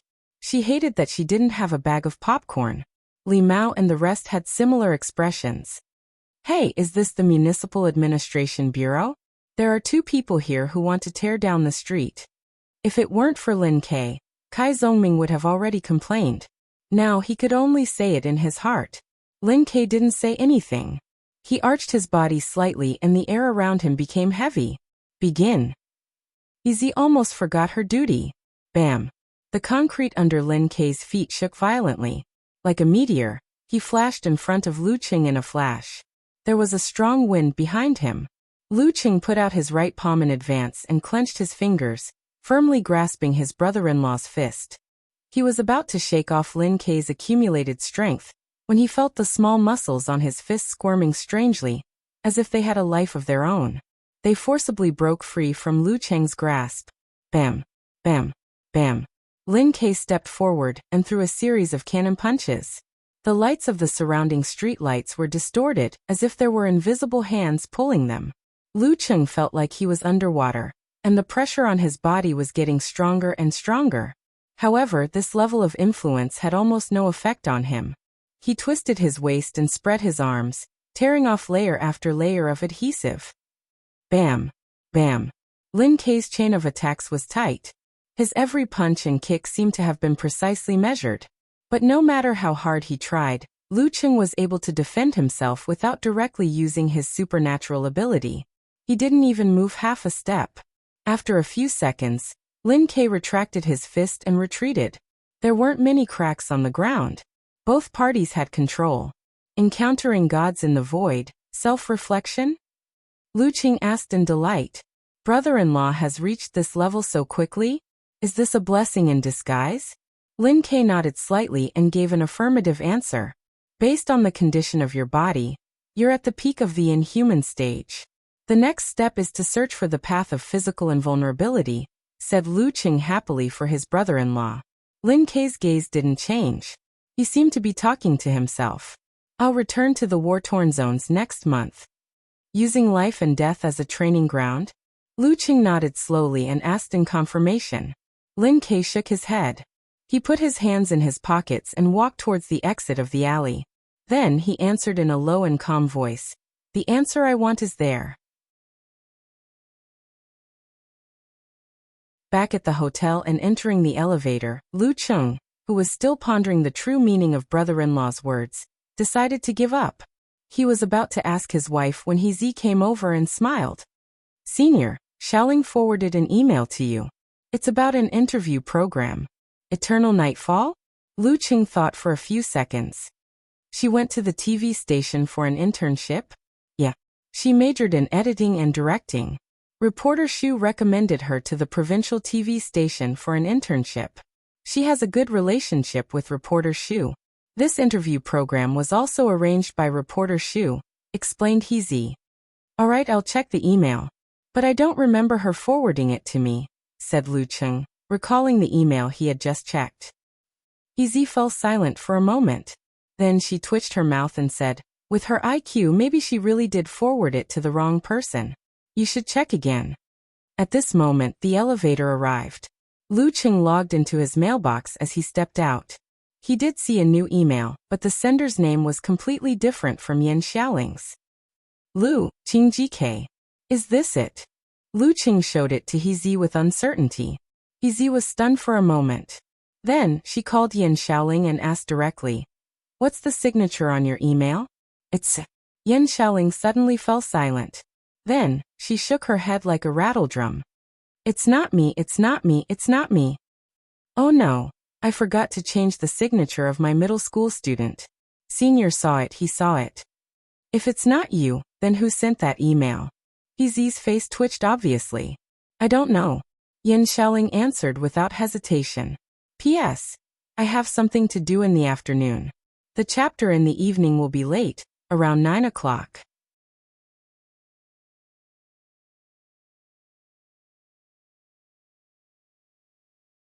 Chapter 710. With Lu Cheng's excellent hearing, he could hear the conversation between He and Yan Xiaoling clearly. He almost laughed out loud. Some people were walking comedians, while others were walking comedians. He nodded calmly and said, "Then I'll go back and take a look at the contents of the email. I'll think about it before giving you an answer." "Sorry to trouble you, senior." He smiled naturally. After entering the room, Luqing put aside the email and sent a message to Yenjika. "What do you think your brother means?" The girl replied very quickly. Fingers clasped under chin expression : It should be a new goal and new motivation. Back then he practiced martial arts crazily to make up for his uncle's regret, and lead Songqing University Martial Arts Club to win the championship. For this, he was even willing to pay any price.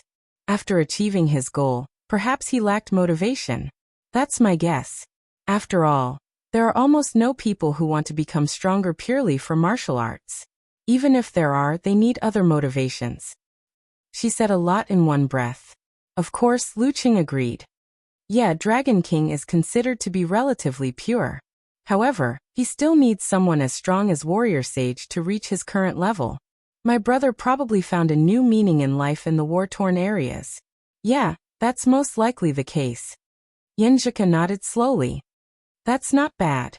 Luqing recalled what he had seen and heard in the past, and heaved a sigh of relief. Wait until your brother makes the great leap and becomes a physical invulnerability expert. Even in the war-torn areas, he won't be in too much danger. As the god of plagues and calamities, you have no right to say that. Yenjika sat blankly. Luqing could only cover his face and sigh. The next day at 11 a.m., the cars sent by the organizing committee arrived punctually at the main entrance of the hotel. Whether it was intentional or not, Luqing was treated alone and sat in a car by himself. The luncheon was held at the historic Chao Mulu in Songqing. It was a buffet style. As soon as he stepped into the main hall, Luqing saw the president of the University Martial Arts Federation, Mr. Fang Jinyu, the principal of Songqing University, his teacher's good friend, Mr. Dong, whose full name was unknown, and the mayor of Songqing University.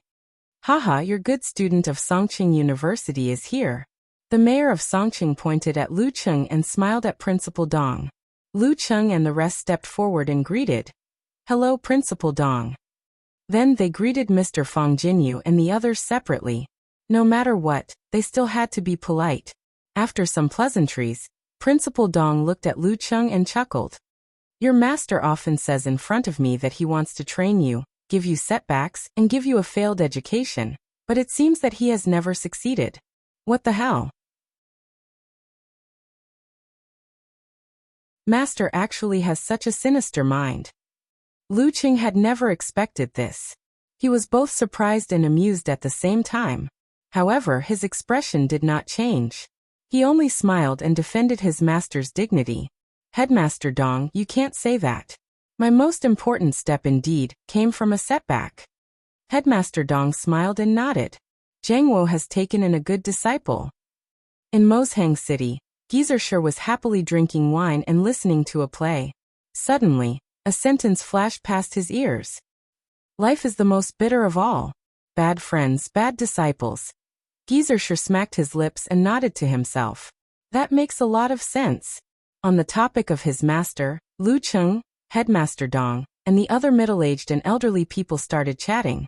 Before they knew it, they had formed a circle, and from time to time, they would receive drinks, cakes, and snacks from the waiters passing by. "I'll go get some food first." After a while, Luqing heard his stomach rumbling softly. He retreated with a smile.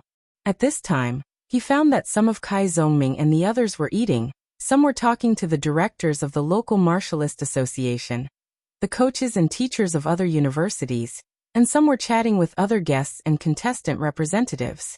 Everyone had their own circle. Only Lin Kei was standing at the edge of the balcony with a tray in hand. He closed the door to the balcony, isolating himself from the hustle and bustle of the place. As expected of a man who is not affected by the environment. Luqing laughed and picked up the food. He planned to fill a plate, and then go to the balcony to chat with his brother-in-law about the war-torn zones. He was about to continue when a familiar figure appeared in front of him. It was reporter Xu Rue, wearing an evening gown that exposed her fair shoulders. What a coincidence! Luqing casually greeted her. Xu Rui smiled and said, "It's not really a coincidence. I came all the way here from Huahai. I even asked Xiaoling to forward an email to you." "You're not in Songqing?" Lu Qing asked, slightly surprised. She seemed to be right.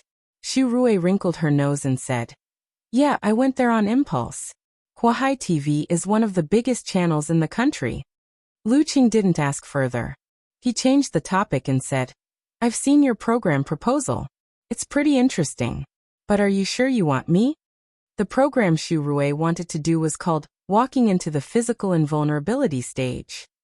It wasn't limited to competitions, battles, interviews, and chats. Instead, it would show the daily lives of physical invulnerability experts. It would allow the audience to see how the experts live their lives every day. For most people, this was a topic that was very interesting and could arouse curiosity.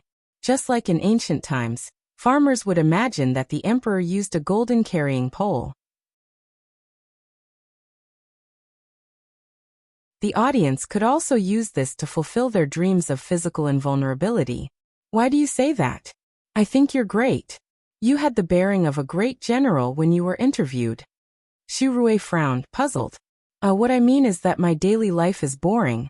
Lu Qing answered half honestly and half self-deprecatingly. "No, trust me. People nowadays are so empty that they want to watch others eat and sleep. Not to mention the daily life of a physical invulnerability expert. No matter how boring it is, there will be people watching." Xu Rui waved her hand confidently. Then she said earnestly, "I plan to find 10 physical invulnerability experts in the first season. The TV station does have some connections, but I'm afraid that other experts won't be willing to accept because they think I'm unreliable. If you're the model, they won't be so resistant when they see that Lu Qing is also on the show." Lu Qing pondered for a moment and said, "All right. Anyway, I've reminded you. You can contact the Longhu External Affairs team and ask them to find my assistant." "Okay." Xu Rui nodded excitedly.